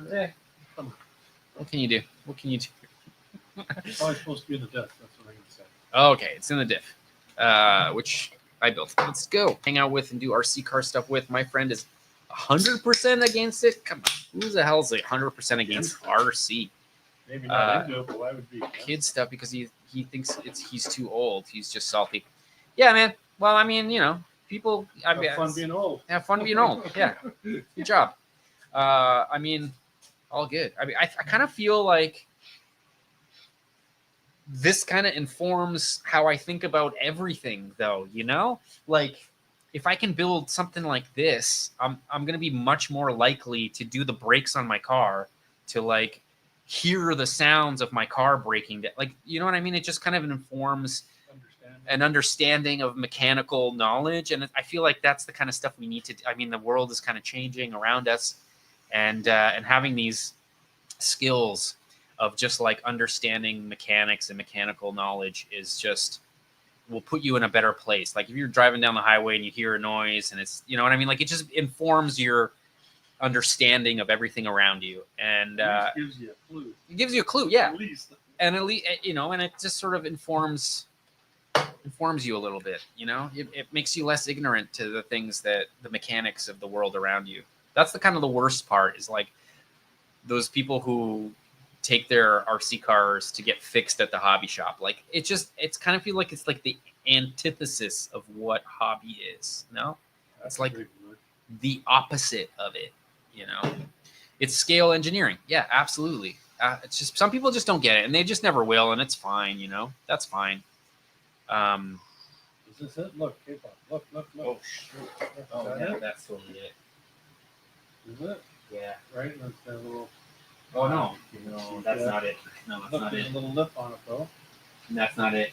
Because that's. Hold on, you guys can't see what we're looking at. No, I don't think so. Because this is like a hard edge, and that's metal. Okay. Oh, is So it? that's this is fully tapered. Oh, a phalange. Yeah. I feel like that's over here somewhere. No, maybe not. Right? See what I'm It's like saying? plastic. No, there it is. Washer, tapered washer. That's it for sure. Well, why would they put that in there? 017. Where did that go? Anyway. Well, there's got to be something to tell us about this. Yeah. Find it. Well, I mean, or whatever. Just lost some already. No, it's oh god. Let's see here, Lambo. Regarding the fine print. Oh wait, hold on. I got to see what he's saying. Jersey, South. Same here. And that guy got me into camera drones. Cool. Yeah. I absolutely love it. I just got 3 Red Cat products and I love them. I got a big Vigilante truck and I bought 2 Valkeras, and 1 Machete. Yeah, man. Let's see what Jersey was saying. Pretty cool. Yeah, right. We got that one for the price they rip. Red Cat's got some good stuff. I mean, I have noticed that the Red Cats do tend to wear out a little bit quickly, but who cares? The price is right. And if you have ever been to Jenny'sRC.com, Jenny's RC, you can find parts for those actually you can find any part for any RC car on Jenny's RC for really cheap. They're basically like an RC chop shop, and they'll take kits and just take them apart and then sell them and undercut replacement parts. So that's where we get everything. Like I got my full UDR axle for like, I can't remember, like $50 or something ridiculously cheap. So definitely do that. And also great customer service. That's what kind of puts them apart. I can grab my crawler. Oh, maybe Nash, you can because you're tall. You see where it is up on the top there? Oh shit! Don't break your neck. Oh shit! Yeah, I don't know. Look how dusty it is. I haven't used it in a long time because I broke the axle. So heads up. Yeah, it's great. It has portal axles, but I got it stuck under a log, and it had so much torque that it twisted the axle in half. Oh, I still have zip ties. Oh, wait, hold on. I have to spin it around so you guys can see the zip ties. Maybe I should get oh, God, I don't know if you can see it even. See the zip ties? Oh, maybe you can. Yeah, there's zip ties. I broke the axle again. So, man, I mean, there's going to be a point where things just start to break. But this thing's really sweet. And what's really sweet about it is it has one of those hobby wing crawler brushless motors where the ESC is on the back end of the motor, so the whole thing is kind of this like really tight package. How do I take the body off? I can't remember. Oh, it's screwed on. Okay. I'm not pulling it apart. Anyway, full paint. I went this like shining carpet pattern, which I thought was kind of sick. I don't think anybody realized it's from The Shining. Like The Shining, the movie from I want to say 89, Kubrick film. Oh yeah, I think 78, 70. Who knows? Jack Nicholson, right? He was so young in that. Also, great rewatch if you haven't seen that freaking movie. It holds up. This thing. So this is a Red Cat with like I can't remember what the body is. This is like a total custom build. You can see the 3D printed higher or lower profile transmission plate there. Yeah, it's so capable. This thing is so capable. Yeah, it doesn't have anything. Really well. Doesn't have anything special for the steering servo, but we oh shit, there's a battery in here. Oh, we're talking about setting our houses on fire. This is probably one of the ways to do it. Should probably take this out of here. And it's not plugged into the ESC or anything, just one of the leads. Here's Johnny, says Scott Springer. That's right. Here, Johnny. So awesome. Ah, I freaking love this thing. And also, it's like the Amazon special aluminum crawler wheels, and then like proper super swampers. These are 2.2 super swamper tires. These things just stick on everything. It's so good. It's so freaking good. With a puff lipo, dude, it's very. I don't know if it's very. It's gone to the point where, it's puffed to the point where it like no longer is puffed. Like there's like. Oh, another zippy down. Yeah, remember these? How old are these? This is like a. Put a nail through it in the driveway. Oh yeah, dude, 10 years. 10 years old, maybe? No, not 10 years. Yeah, I wonder what the voltage is on this. Dare I look? Like, watch this thing still be at 4.2 volts, which that's when that stuff gets. Oh, Toxic Crawlers is saying you look like you're struggling. Oh, I'm always struggling. I mean, that's life. I'm just gonna start a bag of parts that I don't know where they go. I'm just gonna put them in there. We'll see what happens. We'll see what happens. The P Diddy packs, Scott says. The P Diddy packs. Yeah, they're gonna blow up for sure. Lipo Semi Club. Yeah. Yep. With a puffed lipo still. I know. This is silly. I have a bunch of ammo containers where these all kind of live. At least they would slow down the reaction. And maybe just leave a big melted spot on the fake wood flooring in here. I don't know. Just lots of smoke. I do have a proper gas mask that I know where it is. So like if it does happen, mask goes on, cut the mosquito netting, and throw it out the window. That's my plan. If I'm not here, I got an apartment insurance.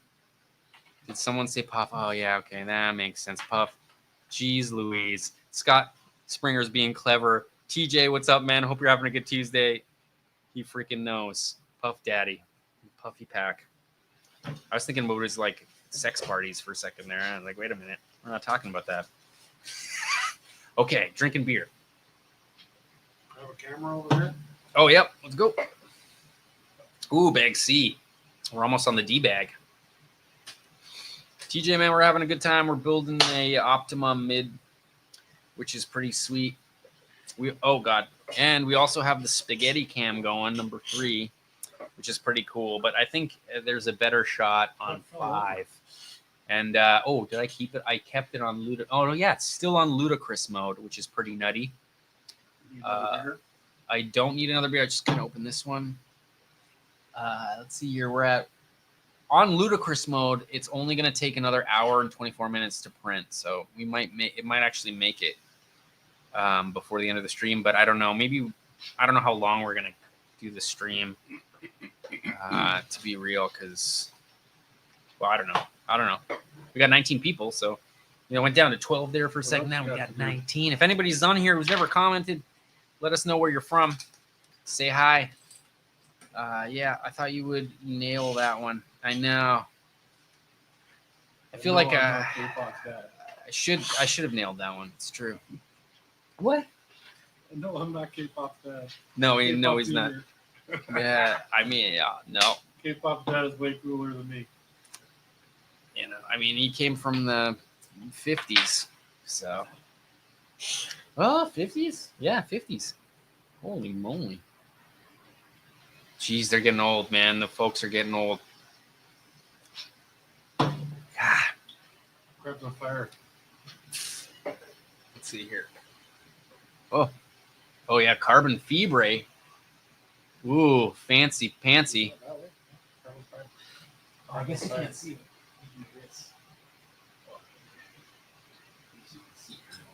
Now you can see. Carbon fibre.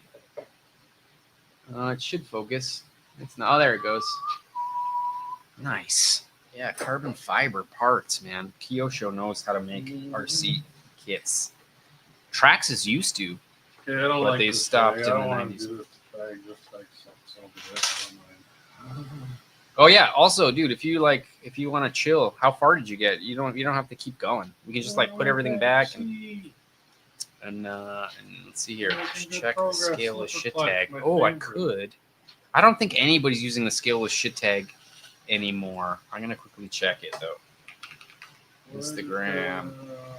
Hey, if you guys are on Instagram and you're posting cool projects or whatever, use the hashtag scale as shit. It kind of looks like scale ass hit, but it's not. It's scale as shit. Let's see. Somebody actually made a handle scale as shit, which I think is really funny. Oh, there's a but. Oh, I don't know. Oh, there's some. Okay, let's. We can check it out. We can check it out. What is that? 5. Okay, hold on. Let me get it. Let me get it up here. Let me get rid of my. Oh God, what happened? Flex plates. Want to see some flex plates? Oh no! Did my camera die? No. Oh, that's why, you son of a bitch. There it is. I keep hitting the fade to black button like a dummy. Just give me a sec. I'm gonna turn. I'm gonna just hide my. I don't even know how to do that. How do you hide? I guess I could just hit F12. And then, oh no, F11. There we go. All right, let's see. Let's see here. 6. Is it 5? Ha! Oh my God. Let's check it out. Let's see what's up. So here we got, let's see here. Monster Parts always making super cool stuff, yeah. right? Monster Parts is like the king of monster trucks.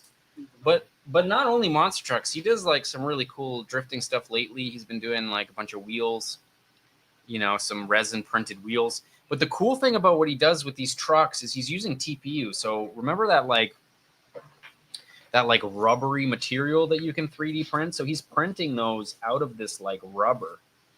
And what's awesome about it is that it just like, it's so strong. Like you can, it just doesn't rip or do anything. Guys are printing Crocs out of this stuff, which is just nutty. See, RC Garage.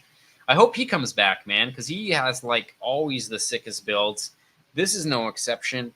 I bet you that mirror, that driver's side mirror, I bet is probably dangling. And if you look really close, that's my LS hood bump. See how there's like, it looks like there's an LS intake sticking out of the thing. Man, I sent him that thing. That's totally me. It's so cool that he's using it. And then this is like one of those kits that looks like the the unibody of the front of this awesome drift car. I'm assuming S Sylvia, right? It looks like a Sylvia. It's hard to say because I don't know the roof lines as well as I probably should. Or a 240, maybe a 240 SX. I don't know. Hard to say, but 240. Yeah. Okay, yep, absolutely. 240 for sure. Let's see here. Okay, keep moving. Oh yeah, this is me. I mean, how old? This is 121 weeks ago. So this is like really old. For a while. Been pretty gone here. Yeah, and I don't know if you're following Scale Science, but Jordan's actually got a really cool build that he's working on right now. This like matte black. Yeah, it's like this like matte black.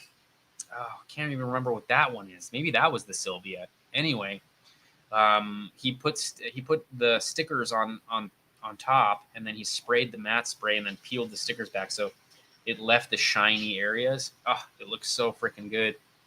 I kind of don't think he's using this. Actually, we could look. We can look. Hold on. I obviously realize that you guys can't see anything. This is RC Action. This is another great guy to follow on YouTube. He's got this like big attic space, and he's been building these drift tracks that have elevation changes, which are super cool. And I've actually seen a bunch of drift places in the States that are really leaning into this sort of like toge style drifting, which is really awesome. Let's see, how long ago was this? 28 weeks ago, not that long ago. The Jet Truggy, love that GIF. Wooder Sun Kiefer. I mean, that looks like a great time, in the woods, crawling. Fire. Oh my God. Shredcraft is always making some cool stuff. He just released a really cool like chassis kit on his page. that you should check out. If you're not following Shredcraft, also follow him. JDM Drift Project 26 weeks ago. Look at this thing. Oh, this is one of those leaning chassis. This is like the new, there's like a new style of drift chassis that's kind of, They're hinged, aren't they? yeah, they're like, yeah, they're top like, heavy and they're hinged. They fall over. I have two of them. They're over there. I have two of them in a box, and I don't know if I'll ever get to them, but super cool though. Super freaking cool. You can see here, like this whole thing just leans back and forth. And the only issue with these things is that you have to be super careful with like your battery wires, your ESC, and your engine wires because they can stop it from leaning on Spaghetti one cam. direction. Yeah, spaghetti cam. What happened there? What was that? Yeah, I don't know. It's number 3. What's going on? Oh, interesting. Who knows? I mean, it's on ludicrous mode, so it's probably just like pissed off somehow. I think it's printing the turbo right now. Oh, I heard something. Uh-oh. That doesn't sound good. Oh, shoot. And it's blinking red. What's the smoke? Why is there smoke coming out of it? There's no smoke, but hold on. Let me get on here. Let me see what's going on. What is it? 5. And then let's see what happened. Something's up. I don't think it's supposed Something's to be up. smoke, K-pop. Oh, you know what? I have a feeling that yeah, I have a feeling that we ran out of AMS filament ran out. Please insert a new filament into the same AMS slot. Totally ran out of filament, dudes. I ran out of filament. I'm going to turn it on to spaghetti cam so you can watch me put a new spool of filament into this printer. It might get a little shaky. I'm sorry. It's a GoPro from like 10 years ago. I'm going to drink this beer too. 1982. Yeah, Rudy's saying, yeah, it's the LP86. That's totally what it is. I couldn't remember the dang name of it. Anyway, this is the great thing about Bamboo Lab is that it also sent me a text message saying that it is out of filament. So, I mean, I could be at work and not be able to do anything about it.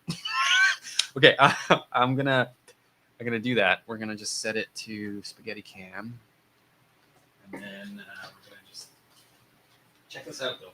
It like this red line will blink, which is kind of neat. And then just get this. This is my 3D printing area, my dirty kitchen or whatever. That's fine. All right, get some. Oh god. All right, let me go right. Just bear with me, folks. Bear with me. No more slack. Okay, great. So I'm gonna open this EMS out. This is the bamboo spools.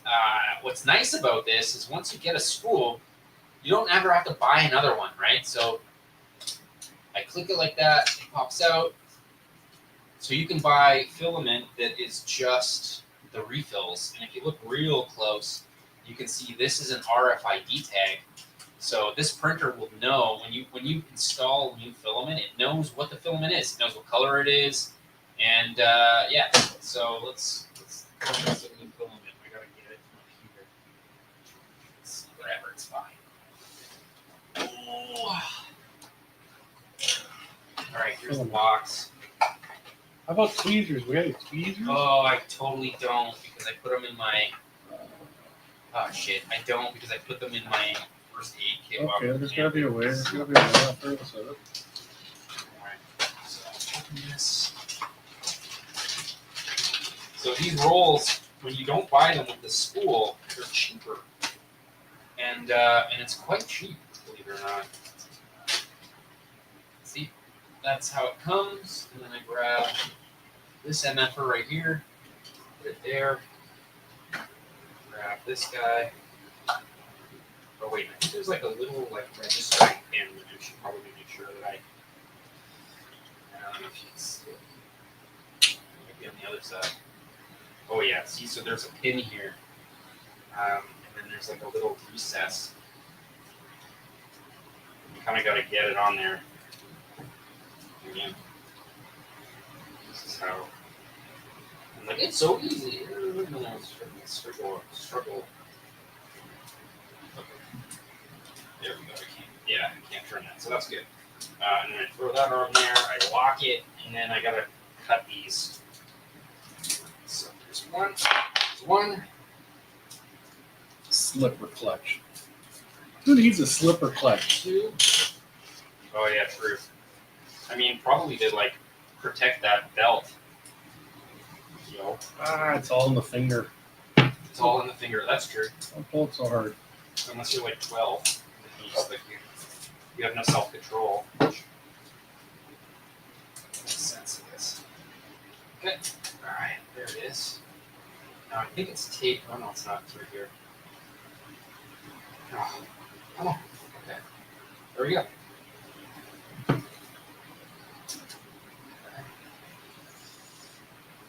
So I'm doing. I think you can. Oh no, you can't. And you can. All right. I kind of kept this closed because you want to keep your filament dry.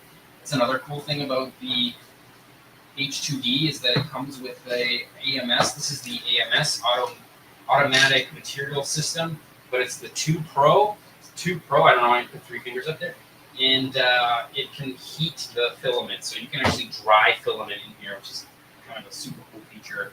I feel like Creality kind of followed suit, and okay, put that in there. Hopefully that worked. Resume. All right, there we go. So yeah, you can see it feeding in. Nice. See, that was pretty easy. I don't know. I'm gonna put this back. Let's see what happens. Are you done yet? Oh no. Oh my god, I realized. Oh no, what happened? It went dark. Everyone's like, it went black. Crying out loud, why? What happened? You know what happened? When did it go black? Hopefully just a second ago. MK6, brother, what's up? Hope you're having a wicked Tuesday, man. Yes, brother, great to see you. Totally unrelated question. Can an RMX2 upgraded max and tuned right to get into comps? Anything can be in a comp, man, to be honest. I mean, I did when I was in Denver and we did the scale science Matsuri, potluck Matsuri. There were a few guys that were a little bit like too freaking cool for school in terms of their setups, and it was just like the newest stuff all the time. And I don't know if that's not the vibe we are here at Strictly Sideways. That's not the vibe. So like, yeah, absolutely, you can get an RMX2 upgraded and tuned right. Definitely can get into a comp. I don't know enough to. I feel like I'm ignorant to the nuance of like the subtlety of, you know, the really high end setups. So maybe if your drift track wouldn't let you put an RMX 2.0 into the comp, Wouldn't let you. then don't go there. Is there another drift track? You know, but oh yeah, true. That's funny. I mean, some places, man. Some places. MK6, we're building a Optima mid, Kyosho like vintage Optima mid. Actually, Nash is building it. Here we go. There it is. And then if I can like, yep. And he's like working on it here in the background. You can kind of see it there. Yeah, we're doing it, and he's doing it, and yeah. Let's see here. Did you see the new Hornet? No, I haven't actually. I'm assuming it's like this whole resurgence of vintage kits that are being released, which I'm actually really cool with. Like, wow, now, eh? Oh yeah, the Hornet out. No, it's been a while since they've been out. A couple years, 3-4 years since you. Oh yeah, no, I'm just saying like all these companies seem to be like bringing out these like vintage kits. Let's see here. I see for 150 to 200, I'm getting one, so I wanted to ask if it's worth the money. I'm not the right person to ask. I would definitely go to Facebook. There's like a worldwide drift group on Facebook there, and you can definitely maybe do a search first just to see if somebody else has asked this question, because I'm sure somebody's asked this question before. Whatever gets you to the drift track, drifting, people there are going to help you out and get the thing driving perfectly. And then once you outgrow it, if you haven't done it before, it's the perfect thing to start out with That or just go visit the drift track that's local to you and just go see what they're drifting. You know, they're going to like let you know what part support they support, and that might inform your decision on the car to get. And also somebody there is probably selling one for probably $150, $200. So like just go see what the community is supporting and doing, because that'll save you a lot of headaches. If you're the only one running an MSD, you know, or sorry, an RMX 2.0, then you know that might not be the best choice, right? I might call you names too. No, they're gonna. I mean, you know, people are people. But the one thing about the RC drift community is that it's pretty inclusive. It is pretty inclusive. Strictly Sideways, a great bunch of guys. Yeah, Strictly Sideways in our neck of the woods is just like what a fun time. Like you can go there and just have fun. You don't. And they even have like rental cars. You can try them out. You know, that's another thing. Go there and try it out. Go try out someone's RMX. Go there without a car and just be like, hey, I'm like interested. And they'll just be like, oh my God. They'll like help you out. They're like so eager. It's quite the looker you have to see it pulled up on the computer real quick. And you won't believe how it looks if you can find it. Oh, nice. Sick. Jersey Shore. Jersey Shore. Jersey style. My brain is messed. I might look for Yokomo. It's highly supported. Thank you. Yeah, I mean, oh, he's on 10, number 10. Step 10, which is pretty great. Yeah, I would look for probably just make sure that there's part support. That's all. I'm sure you're not going to be replacing a lot of parts, but Dave Zilla, man, what's up, buddy? Ooh, Dave Zilla's here. Was Dave Zilla at Hobby today? Did you see Dave? Dave was there. Hey, Dave was there. What's up, Dave? How's it going, man? Hope you're having a good freaking Tuesday. Loving it. Yes. Anyway, Spaghetti Cam is back up and running. Here we can look. You beer? No, I'm still kind of slacking a little bit, but beers, right? Hmm? You know they're just little beers, right? They are just little beers, but they're strong beers, guy. We're printing this on Ludacris. I can show you what it is. So, oh right, this is kind of.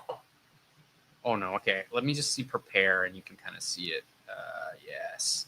So this is the RS200 engine intake intercooler. Actually, should go the other way. This is the exhaust manifold to turbo, to intercooler, to intake, and with the exhaust. So this fits perfectly on the RS200. I've been kind of playing around a lot. This was actually really hard to get to fit.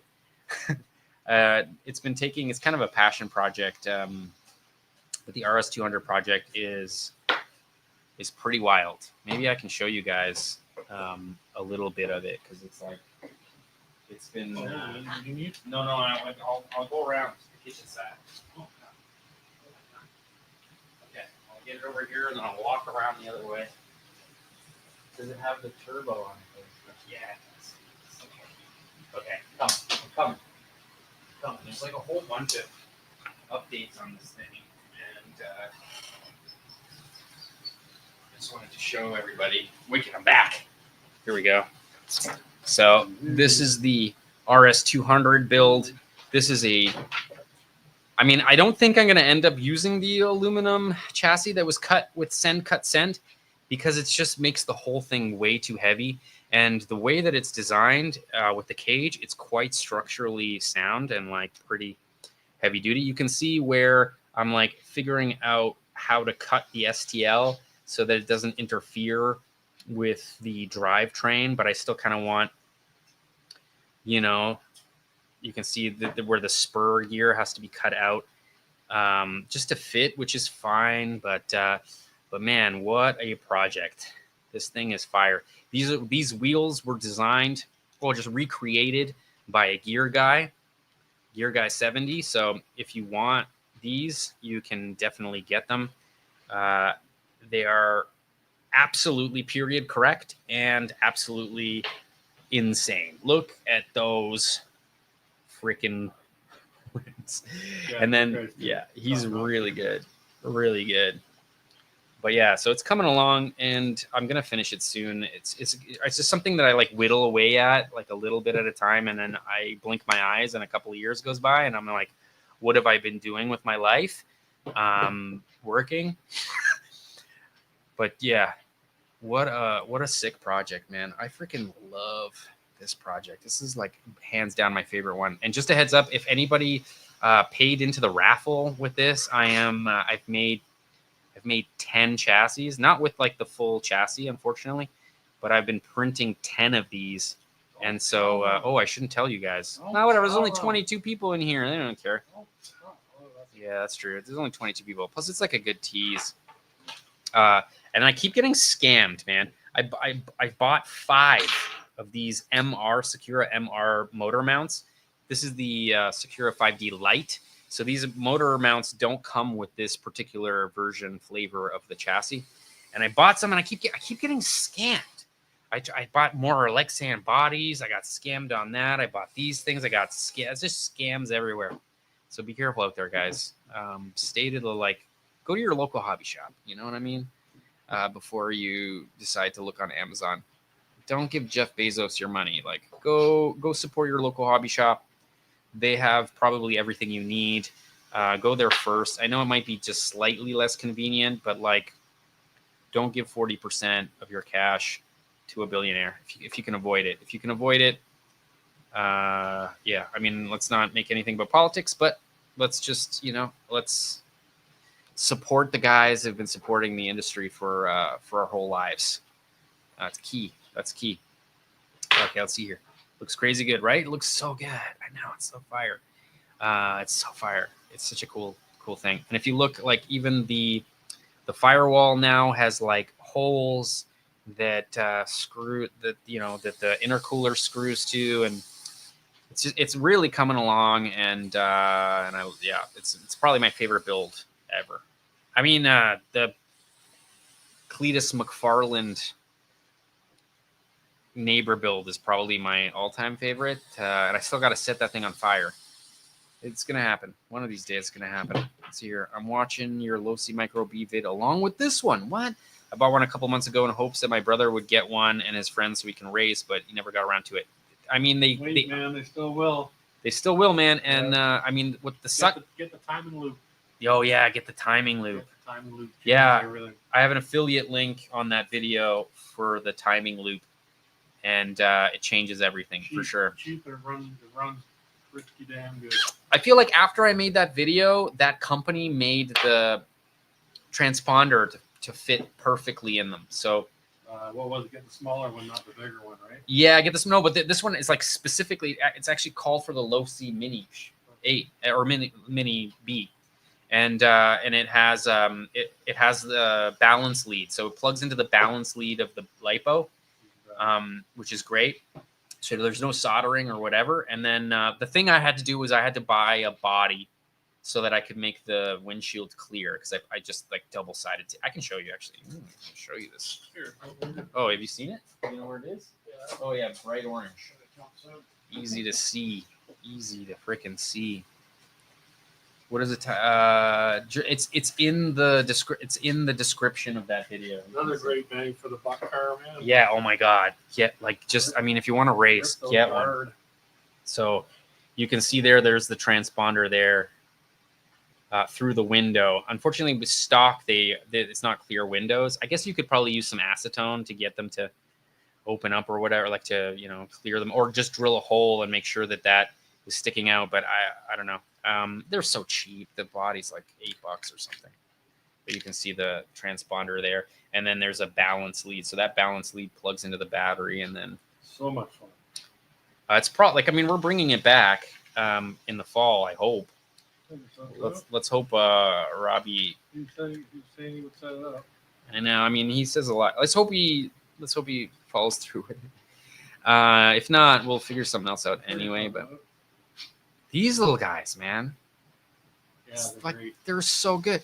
What, 150 bones, right? Yeah, 150 bones. And they were cheaper before, so I kind of feel like around Christmas time they're probably going to go back down in price. $150 Canadian is like $75 American. Yeah, probably. Well, they were $100 US for a long time, but I feel like maybe they went up. They were like $120 now or something US, but worth every penny because the whole drive line here is made of metal. We had a bunch of those WPL ones, and they just fell apart. And then we replaced the diffs with the ball diffs, and it was just like freaking. What is the transponder? Oh, so there's a timing loop. So like we have this like app, and it quite literally, it will measure your lap times, and it'll make the race. So like it'll be like, boop, Nash, 7 seconds, 7, right? Or it'll be like Fantastic. Yeah, 7.2 seconds, And you can like, adjust boop, what it says too, K-pop. right? Oh yeah, totally. You can like really Well, play with more the back end. information, it'll give you every lap. If you, we were doing some fast laps because we were just in a 2-car garage, and it wasn't with 4 of us running. It wasn't talking fast enough. Yeah, like it was. Nobody could. Yeah. Yeah, like that's the problem. When you have 4-second laps and you got 4 people running the laps, it's like Nash, and then it's like it won't cut one off. So all of a sudden the race would be over, and it would just kept telling us lap times for like a minute. I'm sure these are things that the software will probably keep updating. And from it though, right? That's true. How fast can it say it? Too techno for a bunch of guys hanging out with. I mean, that's what I thought. But then we did this, and like, you know, you put it down on the ground, you draw your oval or whatever with your kidney shape. Ooh, actually, okay, hold on, I'm coming back.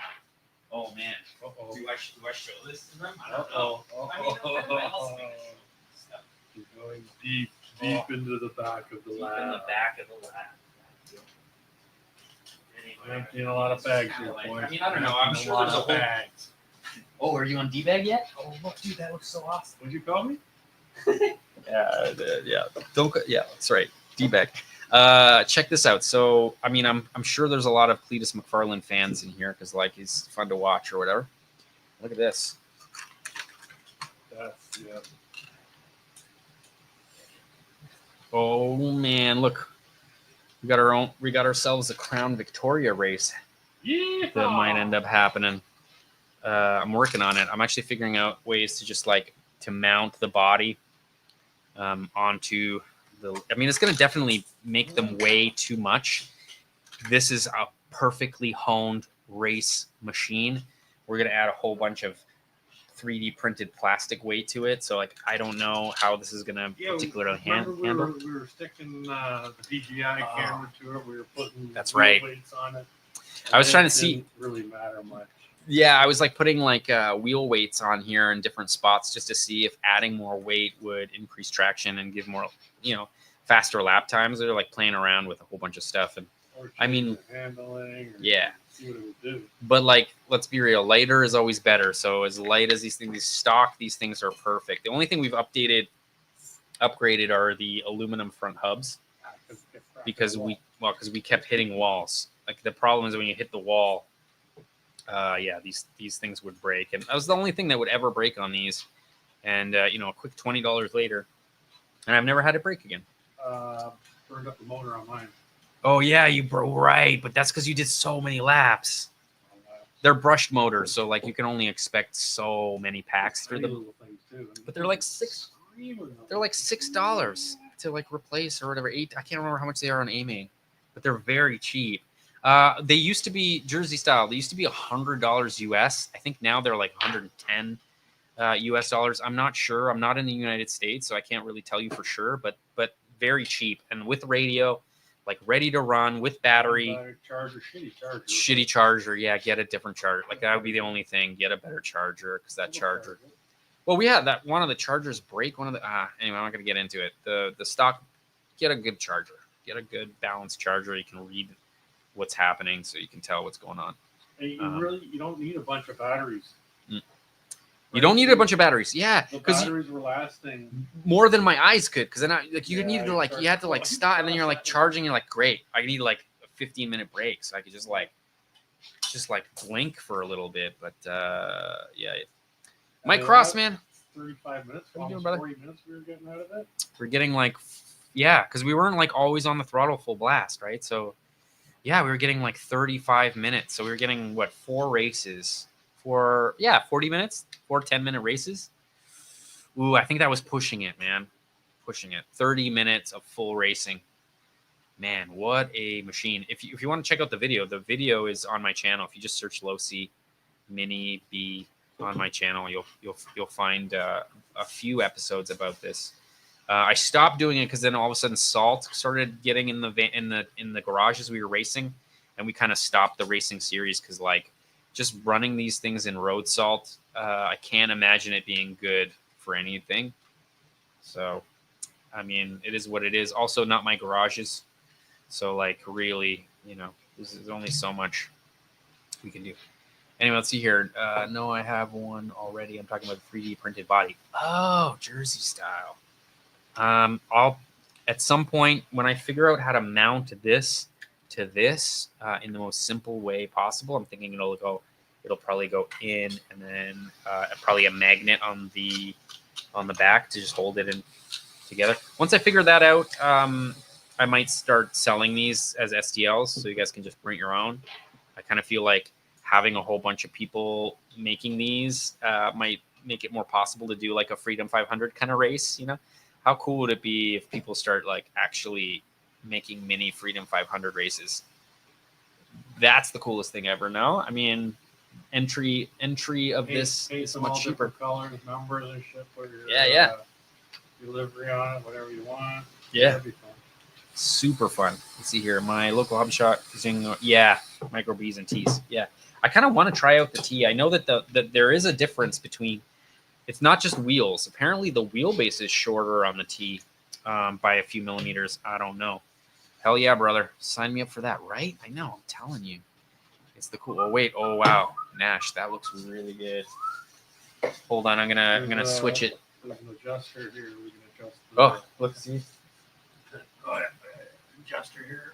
Oh yeah, right. So you can adjust the tension on the belt. Nice. You can adjust the tension. Nice. I don't know. That seems really slack though. It does maybe seem once a little. Everything gets together, the top plate maybe pull a little tight. There's adjustment here. It's on the lowest adjustment. Yeah. Right. I mean, it's that. It's how it is, I guess. Okay, I'm gonna switch back. Spins an idler in there. That tightens the belt. Yeah, man, for sure. And also, I bet you, depending on how the motor turns the belt, it'll tension one side more than the other. I remember it being fairly taut. Fairly tight. Yeah. Nice. All right, we'll figure it out, I think. I'm sure. Yeah, we make nice. Oh, dude, I was not great in. I kind of already knew it was kind of a waste of time, so I was a solid B student, only because I didn't try very hard at all. We were just reading about stuff we wanted to, not necessarily the textbooks, but whatever. I appreciate that though, Jersey style. Thank you for that. Yeah, man, this is cool, and this is cool too. So awesome. I had to scale it. You can see it's kind of cartoony, because I had to really change the track. Not only did I change the wheelbase, but I also kind of stretched the track width a little bit as well. This is the same STL file that made my Cletus McFarlane neighbor build that has the active suspension or whatever. Yeah, super cool. I don't know if I'm going to do a windshield or anything, but I feel like this is enough. I don't think you need any more. I don't want to add any more weight, And I wonder also if maybe fiddling with the print settings, I might be able to. Yeah, I might be able to sort of hone the weight, or we can get it lighter or whatever. Yeah, sweet. What time is it? It's 11. Crazy. 2 hours. Okay, cool. That's not bad. We've been live for 2 hours. Yes. How's the Baja going? Ooh, you can see the Baja. Can you see the Baja? It's right there. There's the Baja. It's ready to go. That's a new one. Oh, that's the new Baja. That's True. a new one, yeah? Yeah. It's ready to go. It's even got a little bit of fuel in it. Ooh, how much does it weigh? I can probably tell you. Do you want me to tell you? Oh yeah. Maybe. Yeah, be careful. The transmitter is not screwed in. Right. I mean, I'm sure it's fine.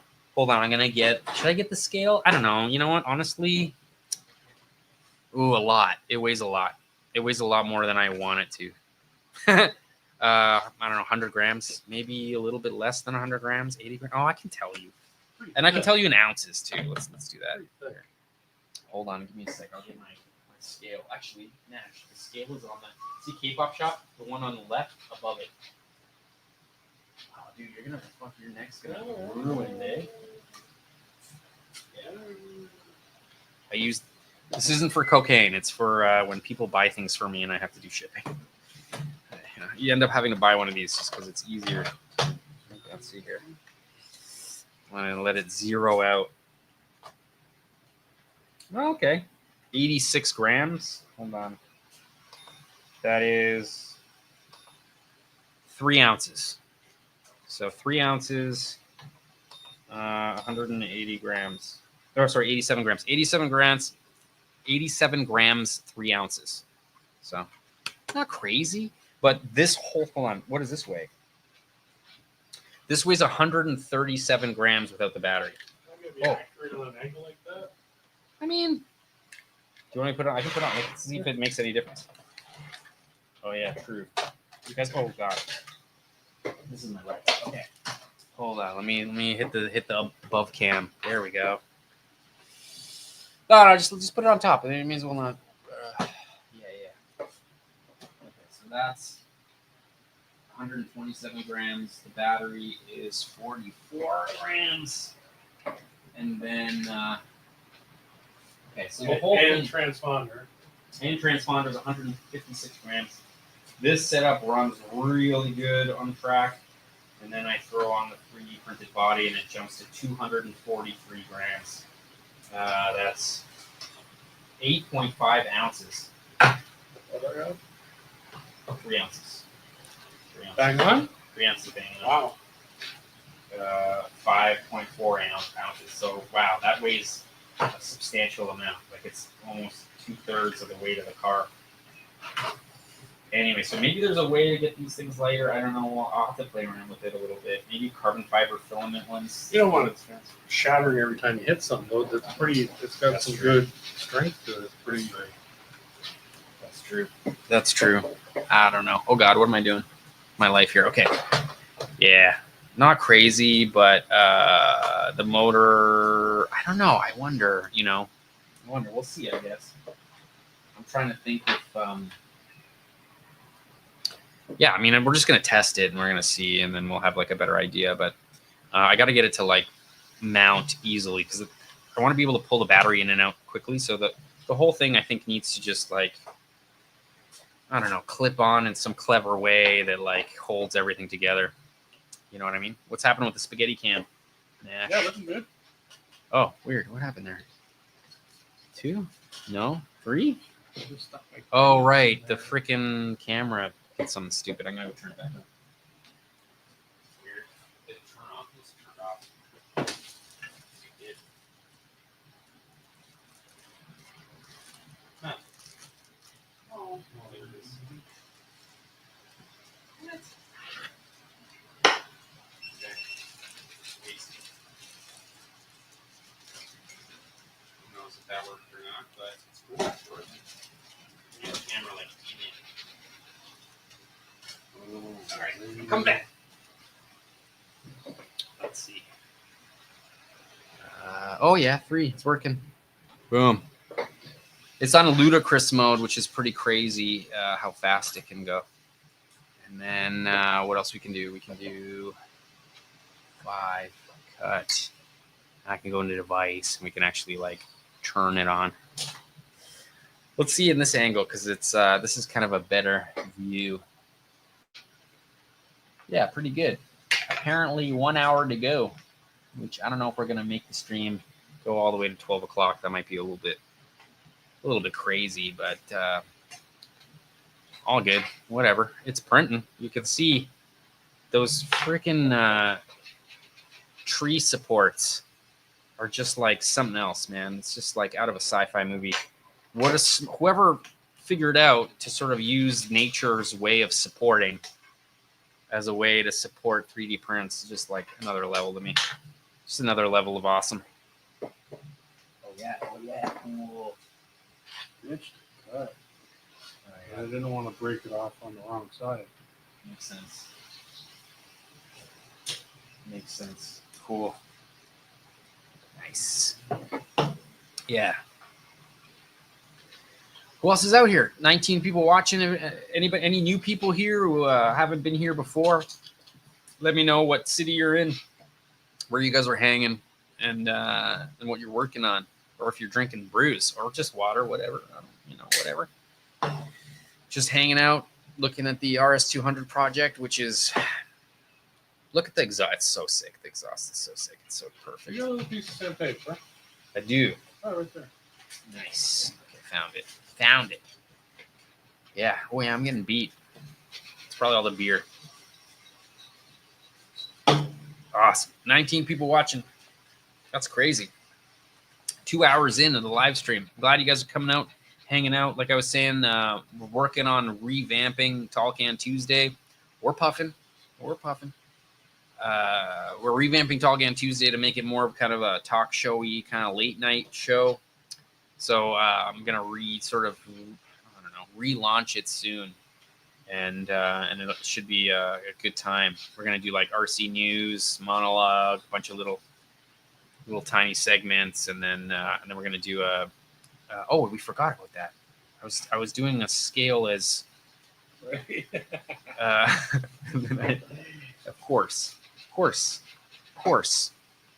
Yeah, we were on the LP 86. Gonna keep moving. RC Slovenia looks pretty good, man. I love how like low slung it is. That's so fire. Look at the light kit. It's so good. God, that looks good.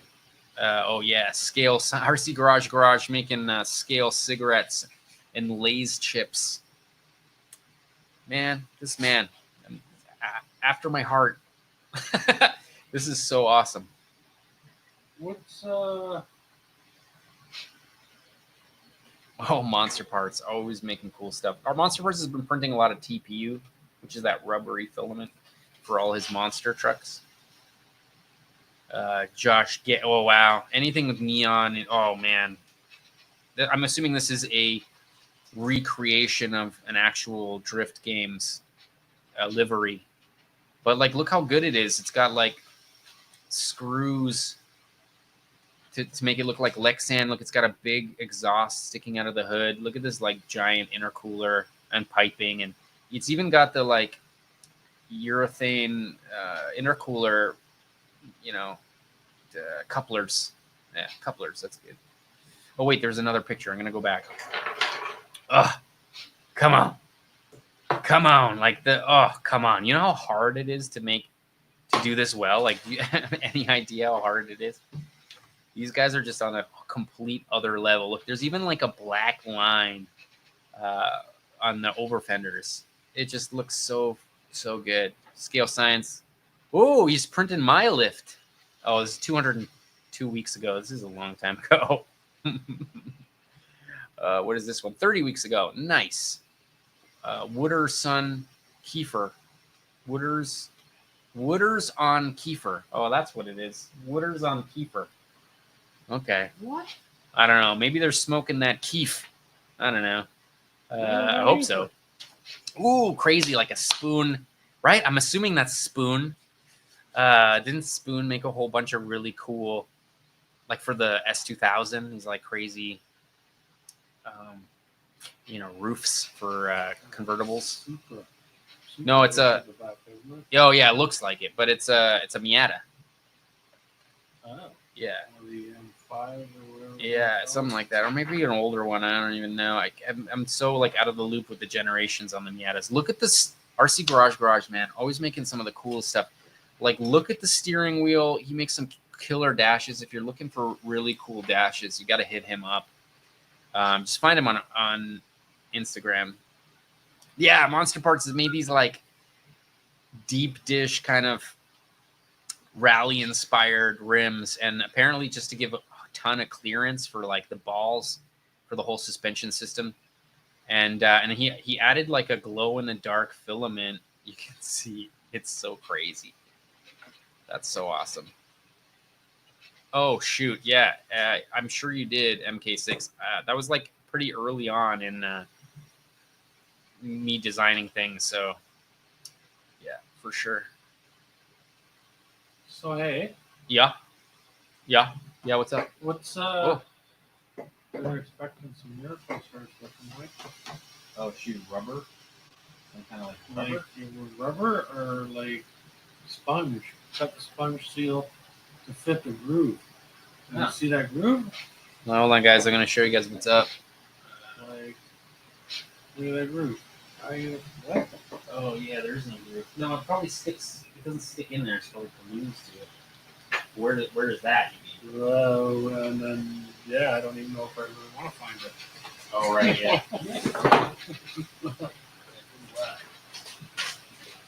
Oh shit, I don't know. Yeah. Like, it's not this. Oh yeah, it's totally that. But it's the shit cut out of it, so that's for something else. Oh yeah, yeah. Weird. Weird. Right? Oh yeah, look, it's two pieces. One piece, two piece. See, there's a Cut line. the sponge seal to fit Oh, look. the groove. Boom. So it's What is that? So yeah, yeah. So it's you can see there's like long ones. Oh, Good yeah. luck. I mean, if you don't feel like it, I can do that No, later because that comes no, off. no, Right? I was just thinking they want me to just peel it and stick it. I can do that. You cut it? No, I think it's already cut. Nice. Also, like, dude, if you're getting tired of it, let me know. We don't have to don't have to keep going on this. We can like put it back in the box. And I just don't want you to fucking break your neck. Yeah, sweet. MK6, the amount of people that see it and think it moves is crazy. Hilarious. Scale, can't remember what's his name. Scale he's doing that crazy super build with the gas powered super build. He helped me with Zero Flux Hilux. Oh god, help me out in the comments if you guys remember. He's made an actual articulate, so he actually has files that will, you have to like have a 360 spinning servo, but he actually has a lift that lifts up and down that you can get and print, which is pretty crazy. Yeah. Okay, wait. I'm gonna go back to let's do this. Go back to freaking scale as. Oh god, where am I? Here I am. Awesome. Scale addiction. TJ, thank you. I don't know why I blinked on that. Right, he's from Israel, I think. I don't think he's from Israel. I think it's another country close to Israel. Maybe he's from Israel. Could be. I'm not sure. True scale addiction. Yeah, he is the true scale addiction for sure. I'm trying to click a button that doesn't exist. Okay, there it is. Ooh. Oh, look at the wheel lights, dude. So awesome. That is real good. Got to put those. I have those Rock for lights. rock lights for the SCX6. Oh, geez. Apparently, Yeah, I was actually thinking about that. Just the other day. let's see here. Where are we? I clicked the button by accident. Ooh. Yo, I mean, if your rig isn't fully waterproof, all right? If your rig isn't fully waterproof, make it waterproof so you can do stuff like this. Because, like, this is just another level. Like, take it to the river and get it wet. That's my motto. What K-pop Get it means wet. by get it wet is completely submerged. Turn it into a submarine. Turn it into a submarine, but also get it wet. You know what I'm saying? Get it wet. That's what she said. Right. Oh, I'm nervous. Here, come do this. Oh yeah. Look, you got to use Yeah. 3 of them, right? Because it doesn't look. Hold on. Let me switch back to here. All right, come in. The long one first. No, look, you got to use that many of them, right? Yeah, 4. 1, 2, 3. I guess 4. Yeah. But it is weird because there's one that's like, oh no, I guess they're not shorter. They're just all the same size. Oh no, yeah, they are. Look. Yeah, look. So we have to keep these ones. Okay, found it. Okay, so that's one, and that's the shorter one. So that goes on this side. Ooh. And then Oh, does it go like that or like that? Oh, I don't know. Oh, I'm pretty sure like this. Oh, yeah? Yeah, because then it's got the more glue on the Makes plastic. more sense, I guess. Yeah. Oh god. Too many gears. Too many gears. Also, my glasses aren't the best for this. Did you even look at your back? Oh, did I? Oh, and my like butt crack? No, at least it wasn't my butt crack. Ah, ha. Yes. All right.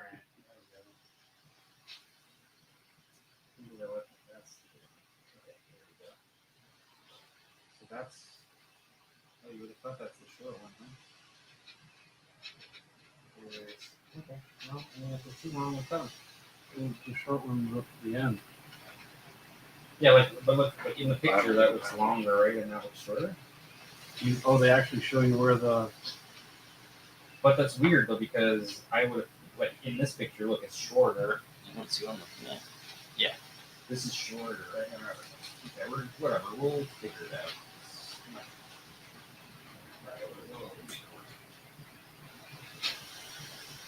I think we're gonna need. Yeah, we'll be all right because we use the rest for the top plate. Hilarious how like one is slightly shorter than the other, but I'm using the one that's saying A and B. Oh right, look, it says A. Yeah, A is the big one. These are the small. Okay, yeah, I'm doing it right. I'm doing it right. No. They're gonna have to cut these. There's no way this is like this Yeah. is too long. Sure it is. Eh. Save enough for this. All right. Totally different material than when I remember it. This is like hard plastic. This is much better. Softer before? Or just better? Yeah, it was more like body, like Lexan. They probably just needed an injection when I did it, and they're just like, I'm gonna put this here just in case we need more of it. Alright. Yep, got her. Make it wet. I wonder if my sticky shade finger goo is gonna like ruin the piece of this guy.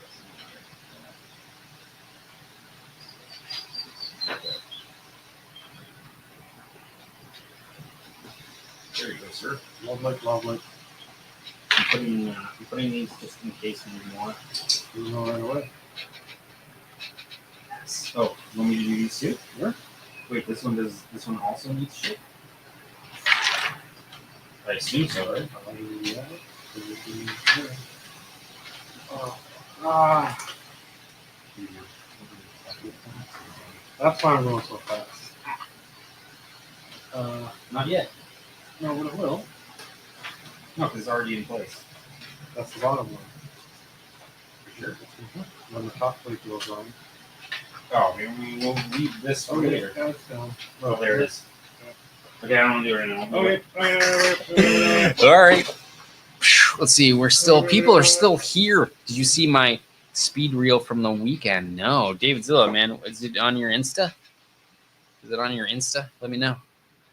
Oh, he's from Iraq. TJ. I don't know. Is he? I thought he was in like Turkey or something. Maybe that's where he was vacationing. I can't remember. Who's a turkey? Well, Scale Addiction was in Turkey. I don't know if he was a turkey. I doubt it. This doesn't seem like a turkey. Great dude. Makes some really cool content. You should definitely check him out if you're not subscribed to Scale Addiction. Absolutely. Got a new pro. Dave Zilla. So Dave Zilla does crazy speed runs in like Milton, which is like kind of a burb. Not a burb. It's like its own freaking city, just like an hour away from Toronto. Think it's GTA, is it? I don't think it's considered GTA. No. Hold on. Let me get there. Not that matters. Not that matters. I just don't want to be like it's like a suburb of Toronto when it's like its own place. Dave Zilla. Yeah, right with period. Dave. I follow you, Dave. There it is. Dave. DAVE. Hold on. You guys can see this. I'm being a dummy. 5 cut. All right. Check him out. There's Dave Zilla's. Oh, don't mind my Instagram. It's still exploding from the awesomeness that is the STX6 project. I'm assuming, Nash, you're still getting. I got almost 18,000 followers or something. Bro, you can't even pay people 200. Yo, Gamezilla just went 233 kilometers an hour. That's just like nutty, man. Let me guess, you're using an MT-12 radio. You gotta invite me out to this thing, man. I definitely want to hit this with you guys. Get some wicked long lens shots. You know, I don't even claim to want to try to even match your speeds. I'm assuming it took a long time. Took a long time to get here. Hey, dude, probably got a long time. Do it. Well, I mean, we've Are you got. moving? Yeah, I don't know. I mean, I don't know. It says right here, Arma. Okay, so it's a Arma Limitless with the Mamba XL, and I guess times two. He says, I think it's a Mamba XL, but like two of them. I'm assuming it's a dual motor. Jesus Christ, that is. Come on, man. That's like, congrats, bro. I do like the speed. That is a lot of fun. This is apparently like right off the highway on like James Snow Parkway. Last time we were up there, right? Yeah. Right. So awesome. I gotta do this. Boop. And that's so awesome, man. Good gravy. Do you have pictures of it? I'm trying to see if you got pictures of the thing. Add more pictures of the thing, bro. Yeah. Oh, there it is. Away. Oh, that's. I mean, that's fine. If he doesn't or whatever. Yeah, so awesome, bro. Looks so good. Look how cool. Oh man, maybe it's time to maybe the foray into high speed. Like maybe we should take it a little bit more seriously. I like that speed. Oh, I know you do. You freaking rip that little Grom like it's nothing. Oh, okay, sorry. It's a XL X2 single motor. Yeah, I mean, why would you even need dual motor? I wonder if you're ever gonna even go that route because you're just gonna add crazy weight. Like I'm assuming that there's like a diminishing returns, right? When you start to add weight to something, and like, do you need it? Like, I don't know. I don't know anything about it, to be honest. Let me stop talking out of my own ignorance. I ran out of screws. Uh-oh. Without opening it. Oh, here we go. Nice. We got more screws going. By the time that the car's built, I'll figure out the method to the madness. Dave's like, single motor is good to 300 kilometers an hour. After that, you need two motors and two ESCs. So obviously, I mean, you're probably going to take off at 300 kilometers an hour. Are people even doing 300 kilometers an hour on these things? I don't even know if that's is that even attainable? I guess so, right? Because that's kilometers an hour. D-bag. Nice. You're on D-bag. What's that in US translation? 300 kilometers per hour, 2 miles. That is 190 miles per hour, people. 190 miles per hour. That's, I don't even, bro. Oh shit. Okay, we're at 226 miles per hour. Nice. On James McCoy's YouTube channel. Okay. What is his platform? What is he running? Yeah, I know, but this is like, can you even does it even make sense? Like, there's got to be a point where you're just adding more weight. Like, I don't know. You know what? Actually, talking on one butt, there might be. Quad motor is crazy. Oh, cool. Maybe show it to the cam. Check these things out. I mean, this is again, Kyosho quality, Yeah, really nice, eh? Like, it looks like it's been tumbled and then polished or something. Like, Pretty sharp. Machine. Oh, and it's like the weight is so nice. Beautiful. Yeah, good stuff, right? The coolest. Man, it's the coolest.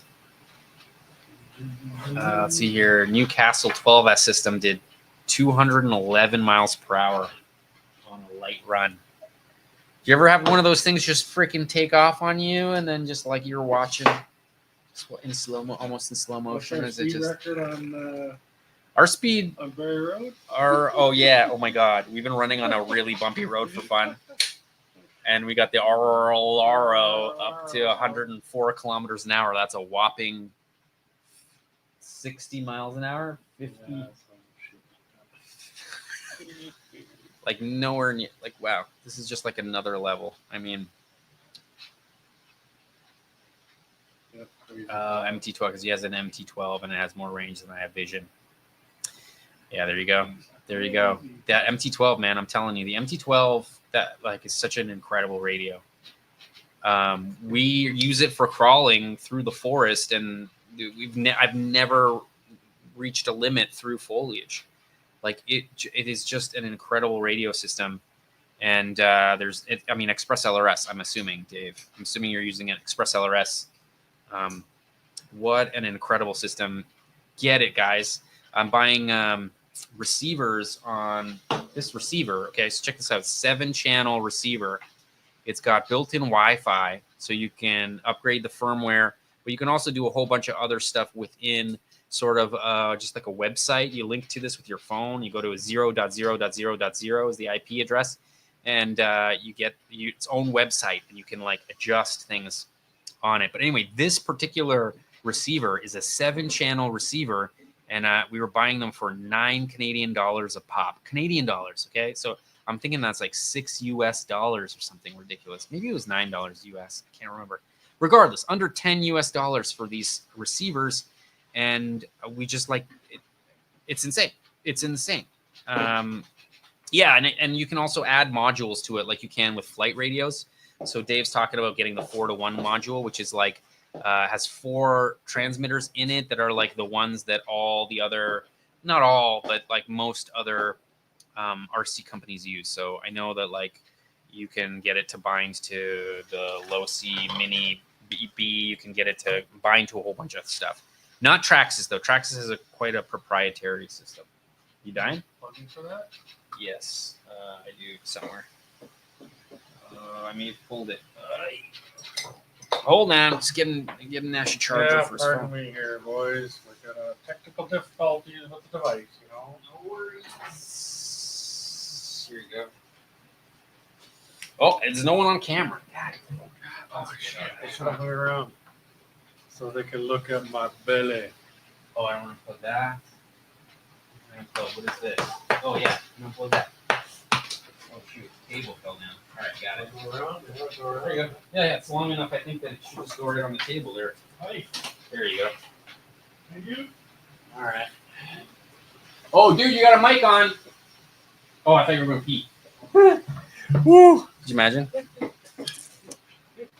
Oh, Griptopia, man. Griptopia. Oh, yes, guy. Happened to be up in Solid Live, so I thought I would check it out. What's up, brother? Hope you're having a good Tuesday.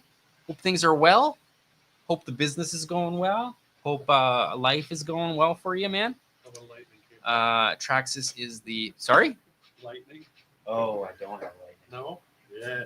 Yeah, sorry, dude. Oh, yeah, no, I don't. The only thing I have that's lightning is my Apple mouse, and that's at work with my only lightning connector. Does it do wireless charging? Yes. Okay, keep them talking. Yeah. Living legend. We're back with the Volcan Tuesdays for the time being. K-pop's doing a revamp. Get all the boys back out. Talk about RC. Build cars. Nice. Made it. Drink some beer. I made it back, but it's not a long cable. So. That's okay. Start to the circle. I'll go stand again. No, I mean, whatever. Wires are falling on me. Thank you. Sorry, Dan. Yes, everybody. No. I mean, it's the stream is pretty long already. We're at like 2 hours, 28 minutes. Probably should kill it soon. Got to be up in 4 hours. All right, Griptopia, have a good night. Hope you get some good, solid sleep. Thanks for dropping in. And thanks for dropping in, man. Send me where I can get those cool receivers from. AliExpress, bro. AliExpress. Get them. I can send you the link on the old face crack book. All right, Dave Zilla, man. Have a good night, man. Let me know if you're ever down for running some high-speed runs with a camera around. I'll do it. We'll come. Well, maybe we'll put a camera on the car. I've seen my camera tumble so much that I'm sure we could smash the living crap out of it. Yes. Oh shoot! Look at this. MK6 is saying he had a Sprint 2 with a Castle motor and a VLX ESC. To the 86 miles per hour. That's a lot, man. Yep. I feel like we're nowhere near that kind of speed, really. Look at our situation where we're doing it. Oh yeah, I know. Yeah, we need a good place to run them. I did get foam tires. Actually, Dave Zilla sold me these foam tires. This is like kind of laughable, by the way. This was sent to me for free, right? So like we were just kind of like entertaining the idea of making it go fast. And so I do have some foam tires for this guy that we've never run before. But according to Dave, though, if this thing starts to slide like this, you got to stay on the power because it'll flat spot the tires, which is no bueno. This feels heavy, like there's a battery in here. Oh no! It might be where the other jet boat battery is. Oh no, it's just heavy. Okay, it's just heavy. Get an Arma. Sorry, Arlaro. You know when like screws just strip by when you look at them. You know when like hex bolts just like strip and you didn't even do anything. You just kind of like look at it and it's stripped. That's what this is all about. I'm shit talking Arlaro. They sent this thing for me for free. Right. No, it's fun. It's just like good budget RC, but be prepared. Be prepared. You're gonna strip some screws. They're made of butter. The screws. They really are. But yeah. I have not even come close to stripping one of these. Dave Sella. Oh, I know, because it's like meant to be awesome. Yeah, man. Not the wrecking. I mean, even if it gets the shot, it gets the shot. You know, I'm cool with breaking cameras if they're getting cool things. So, it's just the problem is when they break when you're not getting the stuff. That's the problem. That's when I'm like, damn it. And it's happened before. Or you lose them. Or you just completely lose them, which thank God hasn't really happened ever. Huh? Right? Have you ever lost a camera? Oh yeah, I've lost. Oh, you're right. I have lost a camera. I don't know where that Osmo went. Found it. No, it's gone. Weird, It was on the stick. It was on the stick. But didn't you find it? No, I don't know. I mean, oh no, a long time ago. No, that's the second Osmo. I bought that Osmo used for $100 on Facebook after I lost my original one. The one that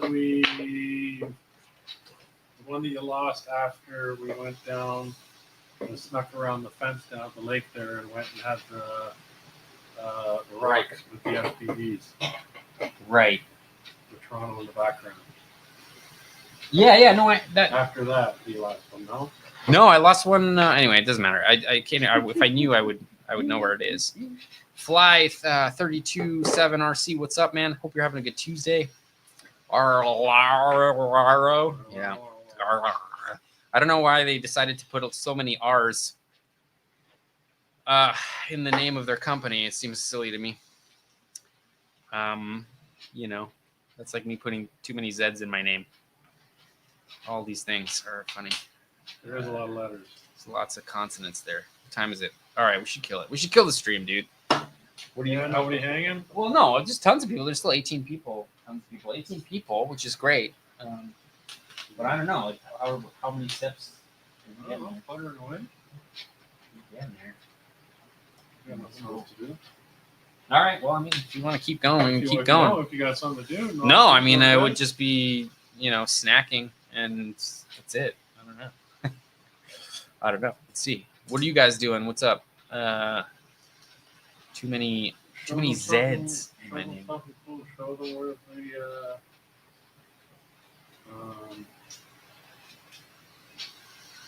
I don't know what I'm saying.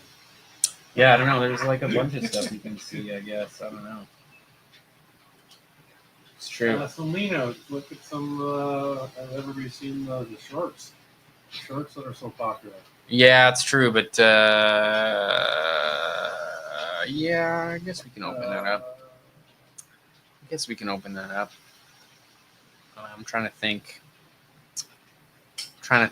Dudes. Let me see if I can open some. But at least it was big. Sounds like you could find that. Fast work. SCX6 2025. Let me see.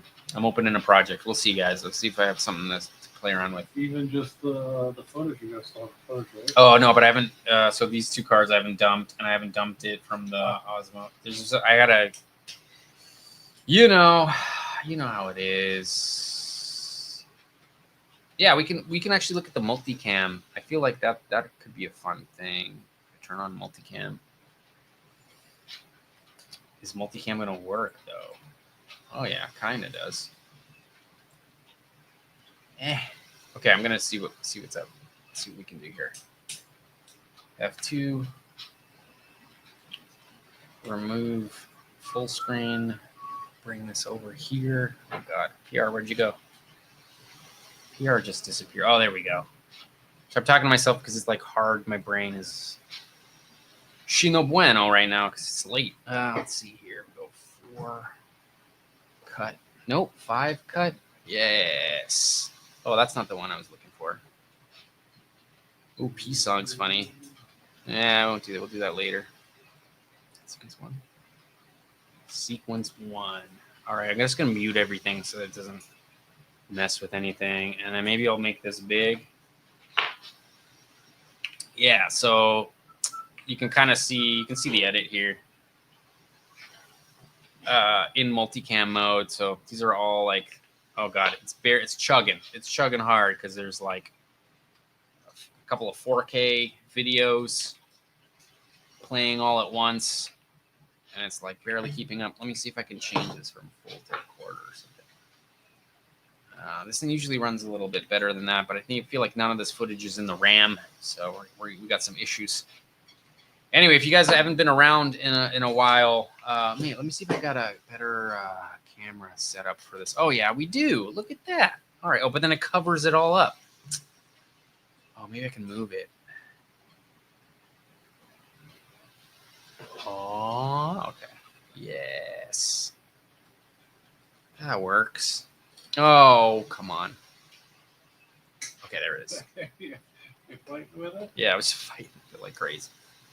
Anyway, you can see kind of like how this edit works.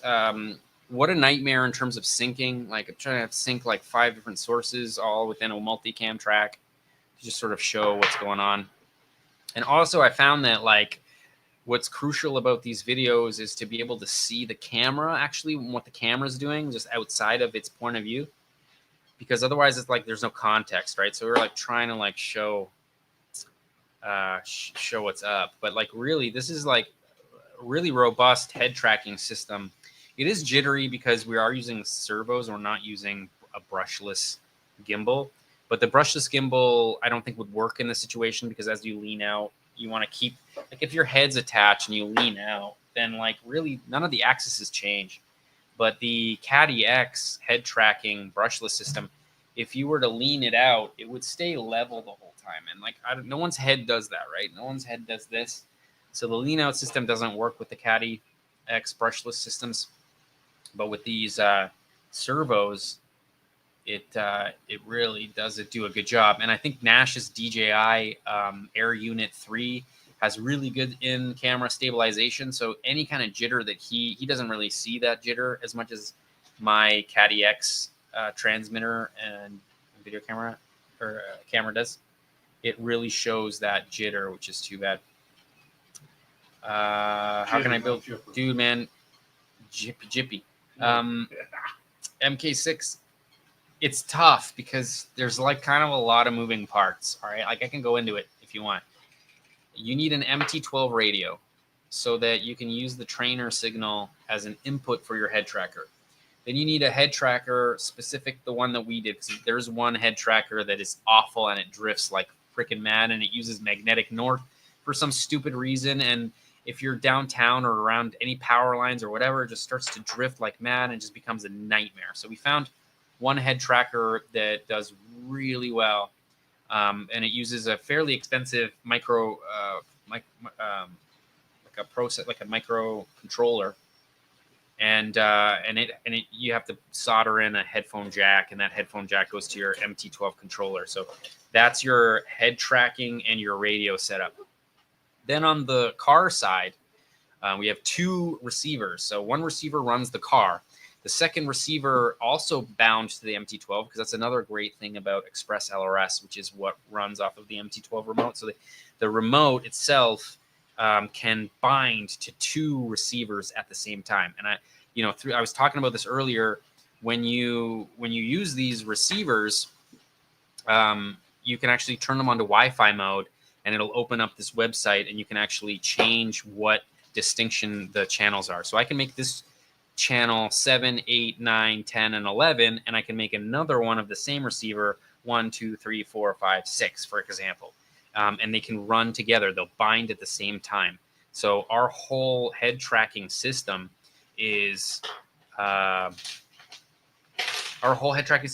of running on its own system. Like it has its own receiver, it's got its own BEC, and that runs the head tracker. Yeah, and it's just sort of powered all by itself, and that's what's sick about it. And then what else? And then we've got a lean out servo, which is connected to one of the knobs on the MT12, and then we have looking left and right, and so panning and tilting on 2 servos. And all that kind of works with the MT12 radio. The MT12 radio is great for that, If you're looking at the Caddy X head tracking system, it's got its own transmitter and receiver, which we don't know how far that'll go. We don't know anything. It's kind of like, it's not as good as the Express LRS system. Like Dave Zilla was saying, Express LRS, I've never met the end of Express LRS. The telemetry gets a little finicky, but going to the transmitter, never had a problem. And the antennas are like not even like cloverleaf or anything. They just like work so freaking good. I got to take the lean out SC. Oh yeah, for sure. Yeah, Jipper got to see the lean out. Actually, there's a whole video coming of him like experiencing this lean out, and he was having a great time with it. He also lost it in the woods, which is pretty cool. It's like buying an RC car then spending as much or much more on the camera system. Yeah, I mean, I kind of, if I was going to do it again, I would definitely go with the DJI system. The goggles alone there are like, I don't know, $700 I think. And then the actual air unit, which is the camera and the transmitter, that's also like another $400. So you're looking at already $1,200 just for the camera system alone. So it's just like not really a super budget friendly build. And I don't know if you can do it budget. I mean, I did it with a Caddy X system, and none of the stuff is cheap. None of this stuff is cheap, Jersey style, man. Have a good freaking Tuesday night, and I hope you have a great Wednesday, man. Thanks for coming and hanging out. Appreciate you, dude. Yeah, it sounds a bit complicated, but how much something like this cost? I don't know. I think we were at like, with the batteries and the SCX6 and the servos, man, it's a lot. I don't know. What did we priced it out at like $3,000? I think $3,000. So maybe too much. I don't know. It's probably too much. It's hard to say. Maybe I don't want to calculate it exactly, because then I feel like, then I'll be really sad. Yes. Okay, cool. Yeah, maybe we'll kill it. How are you doing for... Oh, you just opened another bag. Yeah, put the front knuckles together. I don't know, maybe now I'm getting beat as F, but then you got all this stuff. I guess you can go back to the bag. Yeah, it won't take long. We'll slap the next one. Okay, do that one and then we'll kill the screen. Sick. All right. Sounds good. Okay, I should probably stop the... I gotta find the knuckles. Let me see here. I gotta turn PR off. It's like probably killing my system. No, it's not. It's one thing about having a pretty hardcore PC is that nothing brings it to its knees. MK6, man, have a freaking good night, brother. It was nice talking to you too, man. Come hang out next Tuesday, man. We'll be around. Maybe finishing this project. I'm not sure. MK6 is saying, let's keep this stream rolling. Wait, I thought you were just going to hit the pillows. It's pretty funny. Old DJ goggles. Yeah, but see, I mean, you mean used, right? Like you could probably find a good used one. The thing is, you want to make sure that it can connect to the DJI Air Unit 03 or even 04, but I don't even know if the 04 will connect to your old goggles. That's the thing about. There's got to be another combination somewhere available. But no. Yeah, that's another thing about, though, capitalism. They're gonna make their new cameras aren't gonna connect to their old hardware. They're making it that happen. There might be a little bit of overlap, but eventually it just doesn't work. Like, look at the DJI's RC remote, the RC2 or whatever. Like, Yeah, now, my like my RC1 won't control my Neo.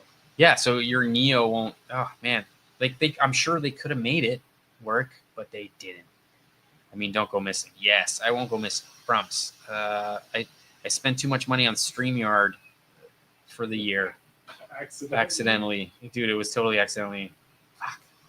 That credit card got a hit there. Yeah. You should probably pay that off immediately. Anyway, wow. Talking a lot. It's tiring a little bit, to be honest. At least I don't have to go into work tomorrow, which is great. Oh, you're from home? Working from home tomorrow, yep. Oh. Which You is were off.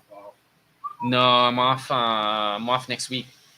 Yeah, I got the week off, but I'm going to the beach this weekend, and then the weekend after I'm going camping. Might be snowmobiles by that time. You're right.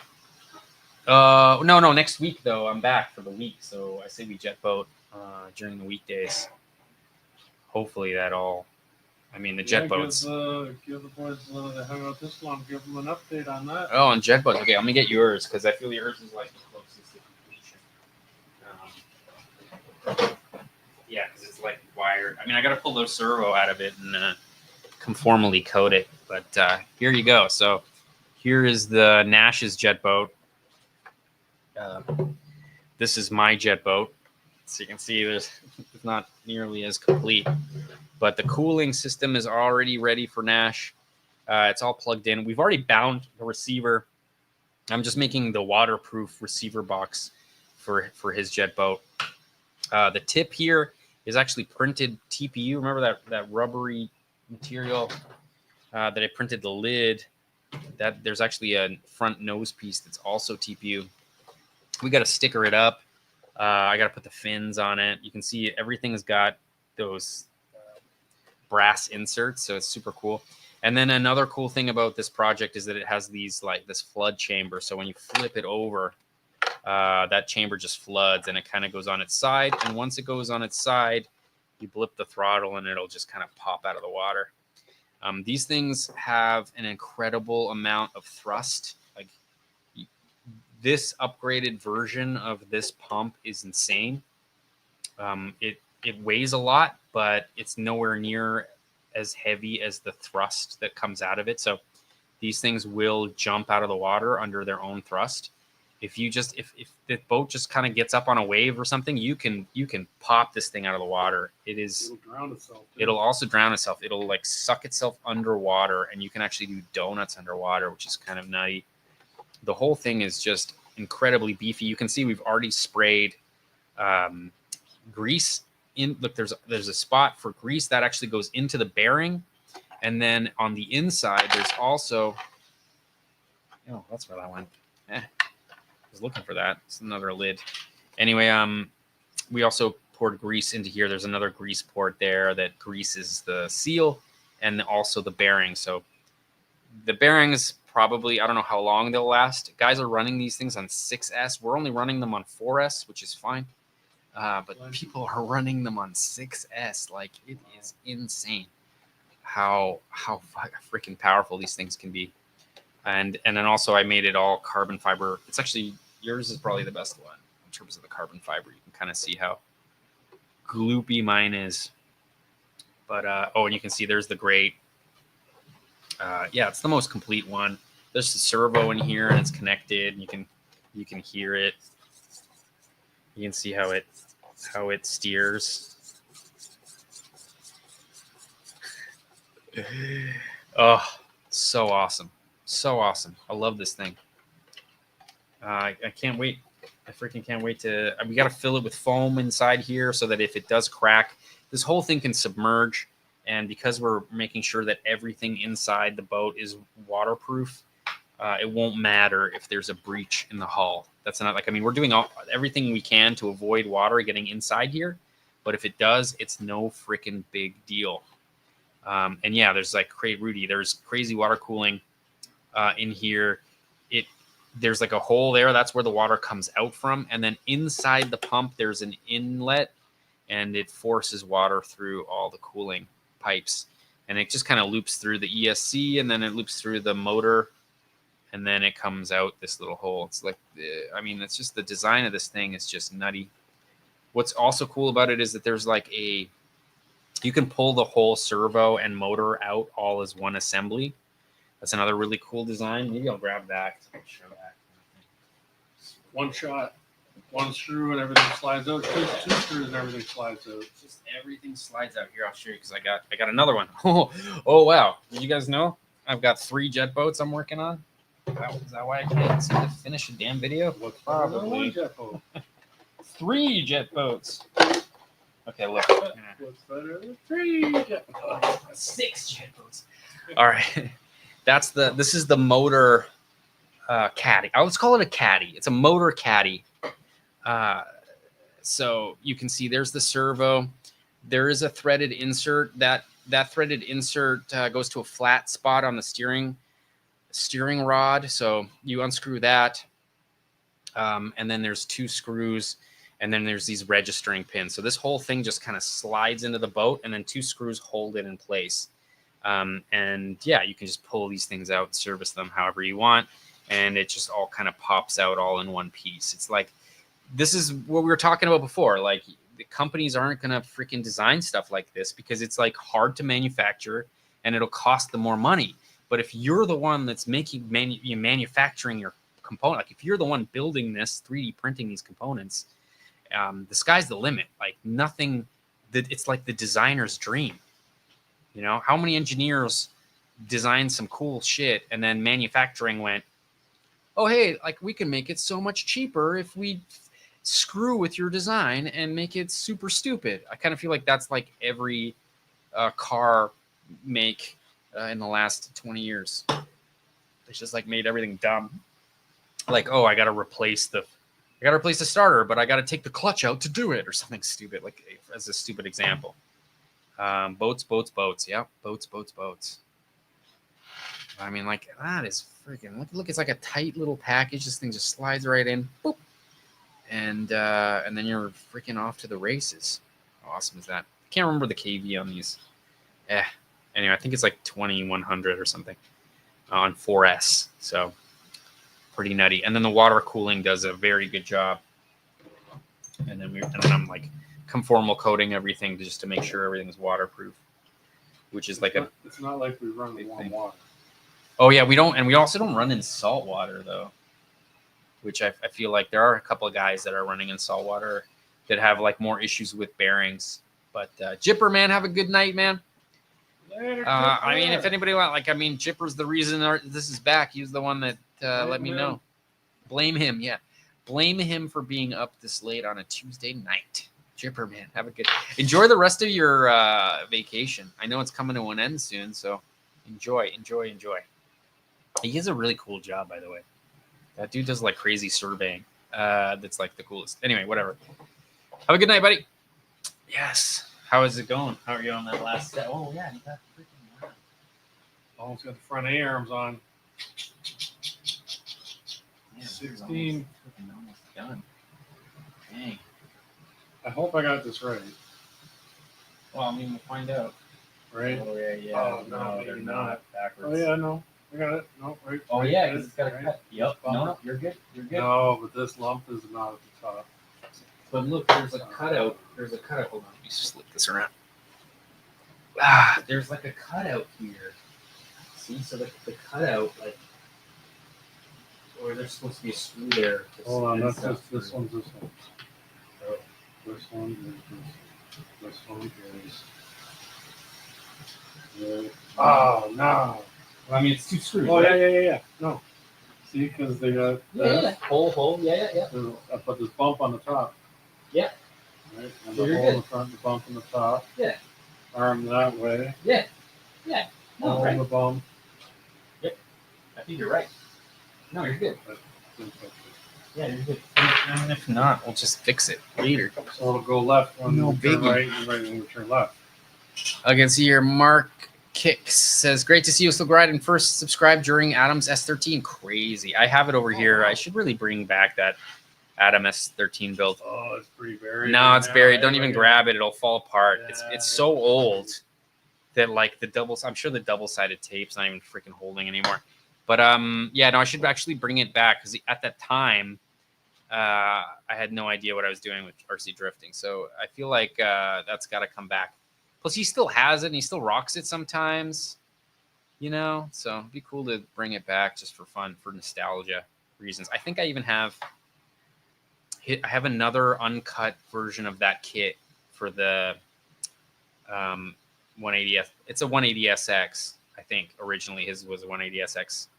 It wasn't a 240, I don't think. Oh my god, maybe I'm remembering wrong. But anyway, yeah, it's sick.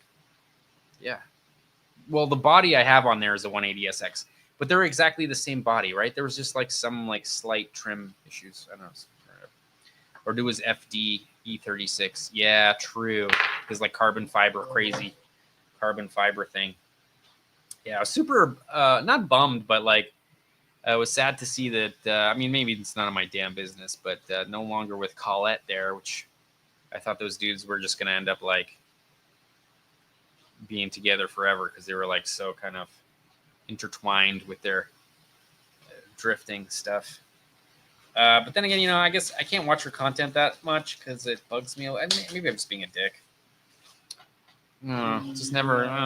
You know, I don't use Loctite, right? Yeah, I know you don't use Loctite. We don't need that shit. Yeah, I mean, I don't think we're gonna be racing this thing. You know, I kind of want to just like rip it around a little bit and then put it on my shelf so I can just like look at it while it still looks good. You know. Like, it's kind of the. I mean, this is the kind of build that just is the epitome of a shelf queen because it's just like so vintage and awesome. Yeah. You know what I mean? Antique. I got another one too. I got the Turbo Scorpion up there that also I need to build. Yeah, that would be fun too. I think I might build that this weekend though. Yeah. I don't know. I have to have a motor for. Oh, I guess the motor's on the back though. So I don't have to actually install the motor. Sandrail. True Right, sandrail. Tons of weight in the back. Yeah. And even that gave me the idea to put the steering servo on the pre-runner in the back. Maybe there's 17 people watching. They may have not been here when I showed them. 17. Thanks for hanging out, guys. Good job. Thanks for hanging out. Yeah. I'm trying to figure out which goes on the front, which goes on the back. I don't even know why I'm like whipping this thing out, but this thing's so awesome. I can't wait to finish this. This thing's gonna be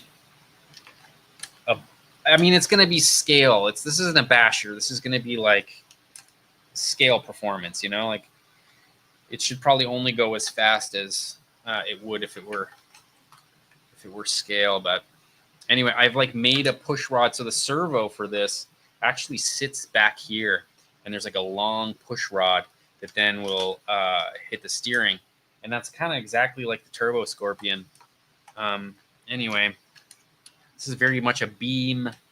What is that? Beam NG style pre-runner.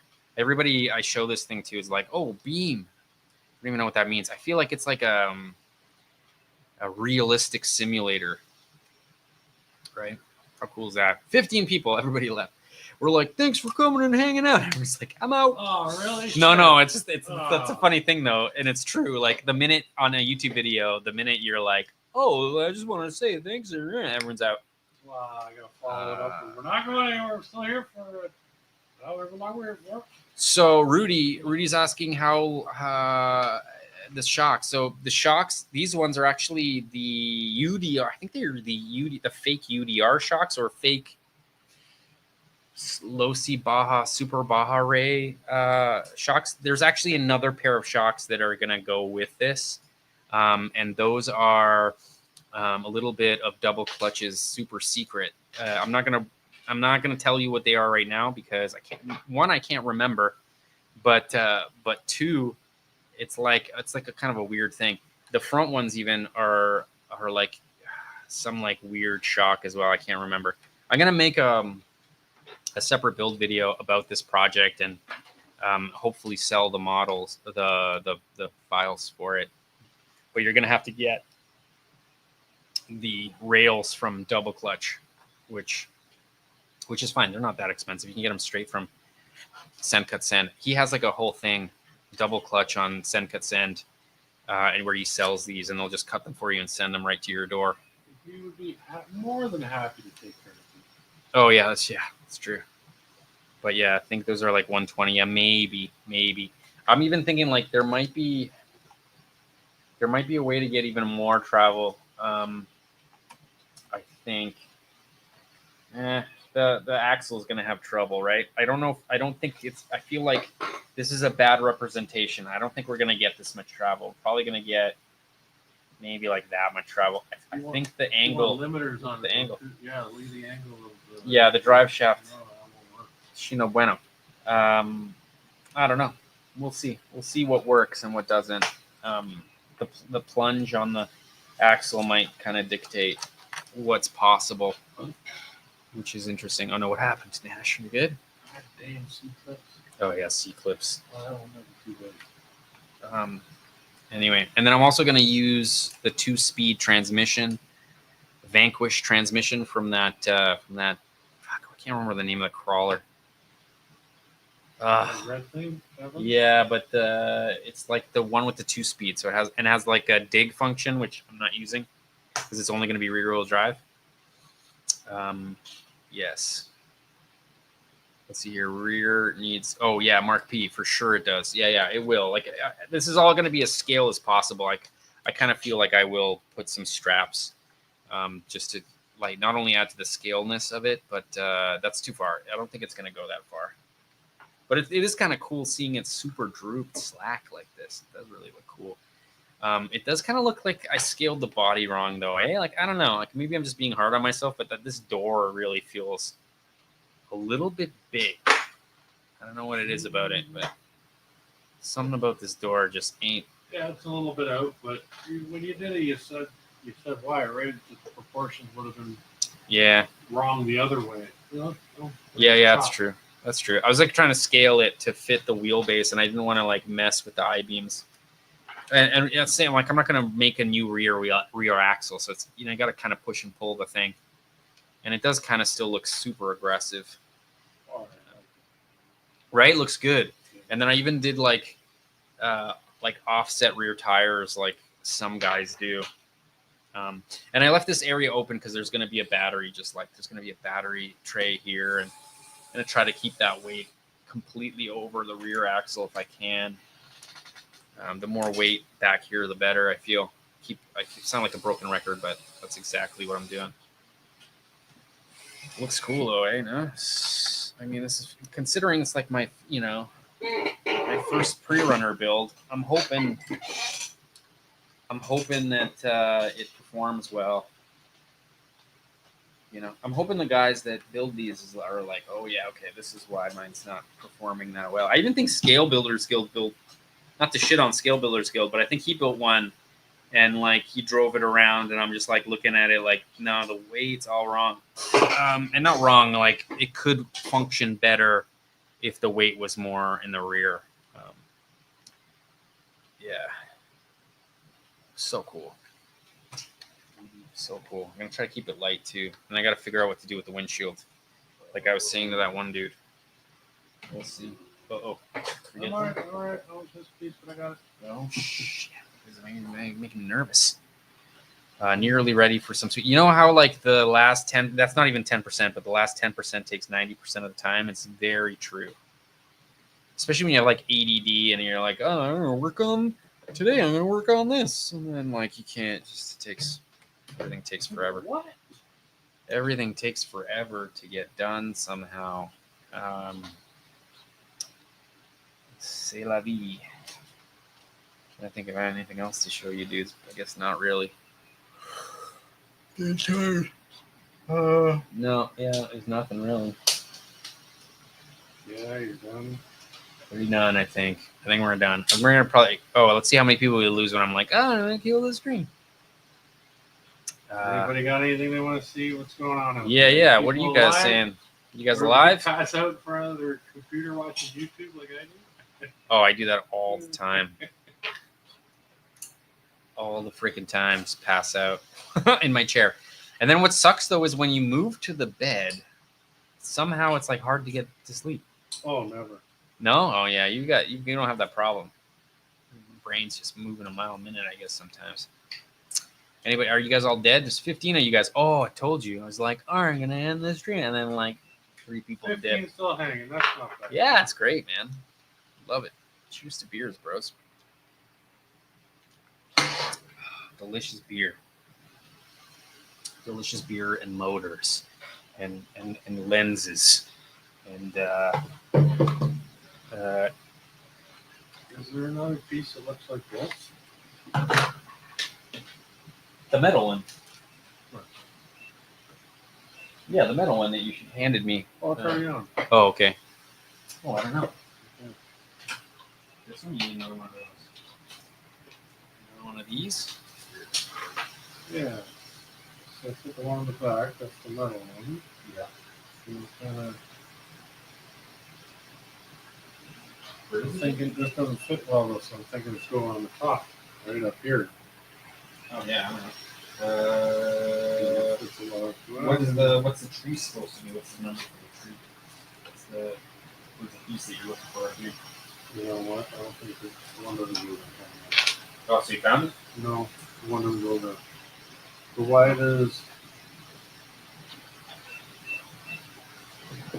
No, yeah, you already got it. You've already got the. yeah, it's part of the bulkhead. But why? I'm wondering why there's so much. Oh, that's the rear one. I haven't even got to the one to I haven't even opened it. Come on now. Seriously? How you think? How did that There's the songs. What do you think? That's the one you want. Nice. We got it. I should open this one for fun. 13 people. Great show. Gotta go. ADS, man. Have a good freaking Tuesday night. Hope you sleep well. Have a good Wednesday, man. Hump day. Oh, is it hump day? Is that what hump day is? Wednesday? Middle of the week, man. 2 more. After tomorrow, you got 2 days to the weekend, brother. We all love the weekend. How's your C-clip abilities feeling there? Oh, pretty good. Oh, yeah? Yeah, I'm pretty good with C-clips. Yeah, let's go. But I wanted to show everybody this freaking delicious motor. Look at this thing. I guess E-clips because they have that little fucking thing in the middle. Here, where do you need them? Oh, right, and I don't have needle nose pliers because they're in my car. Oh yeah, you're using those. This maybe, or a flathead screwdriver. Also, here, take the seat. I'll stretch the legs. oh yeah. No, you stretch your legs. I can do it. Oh, your beer close. Those little ones. Yeah, I mean, Mine. oh, that is mine. All right. Where's the? Oh, it's the one in here. Yeah, I see it. These ones. One. Yeah, it's like a Baja. The Baja. I find with E-clips, you can like kind of hold them, and then in the right spot, and then they just freaking hook right in. Ding. Oh yeah, I almost spinning them. Here's one. Sweet sugar dumplings. This one on the other side. Yeah. I mean, the whole thing is just to get it in its race, right? Because it's like a little. Get in your hole. This is your home. Get in your home. Oh, you should have done. Oh, I didn't realize you didn't have the other two. You could do the other two without sliding the thing in. Check it out. I don't know if you guys. Yeah, these ones. Oh, I don't. Oh, you can't slide them this way. Oh, you can't. Okay. Oh, interesting. Mm-hmm. It's just on a slight angle. Right. I'm not gonna even bother. Just put it thumbnail so big. Did I forget one for it? Come on. Come on. Come on.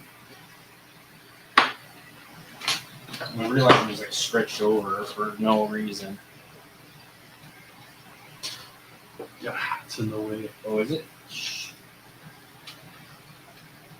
Ding.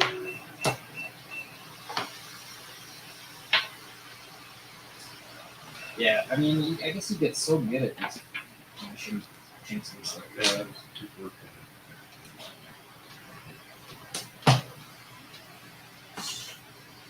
All right.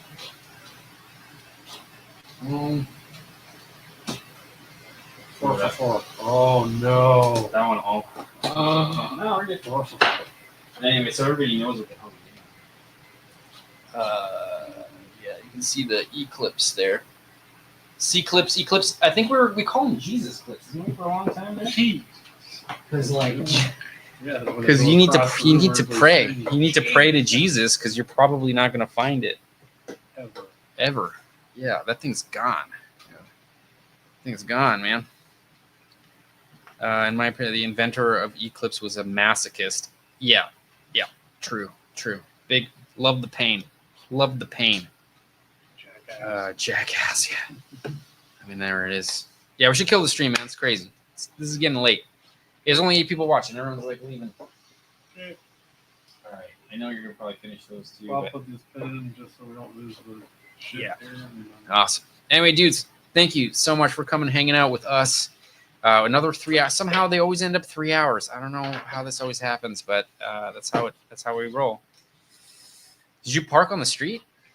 Oh no, not me. I drove, walked up the street. Oh, nice. You're close. You just walked up the street. Sweet. I just want to make sure because at 12 you would have gotten a ticket. Maybe not. I haven't seen a freaking parking enforcement guy. Yeah, do they do that anymore? I don't know. I haven't seen one in the area for a really long time. Anyway, whatever. Yes, guys, thank you so much for coming and hanging out with K-Pop RC. Hopefully, for the ones that made it this far, thank you so much for coming and hanging out. We're going to do this again next Tuesday. Hopefully, things are going to get a little bit more structured, I hope, unless my ADHD brain just kind of falls apart, which is very likely. I will do my best. I will do my best. Fly 32. Yeah, thanks a lot, man. Have a wicked Tuesday. Enjoy your Wednesday. Hopefully, it's an easy one for everybody. Just gonna finish my beer. Nash is gonna jam home. I'm gonna freaking hit. My head's gonna hit that pillow.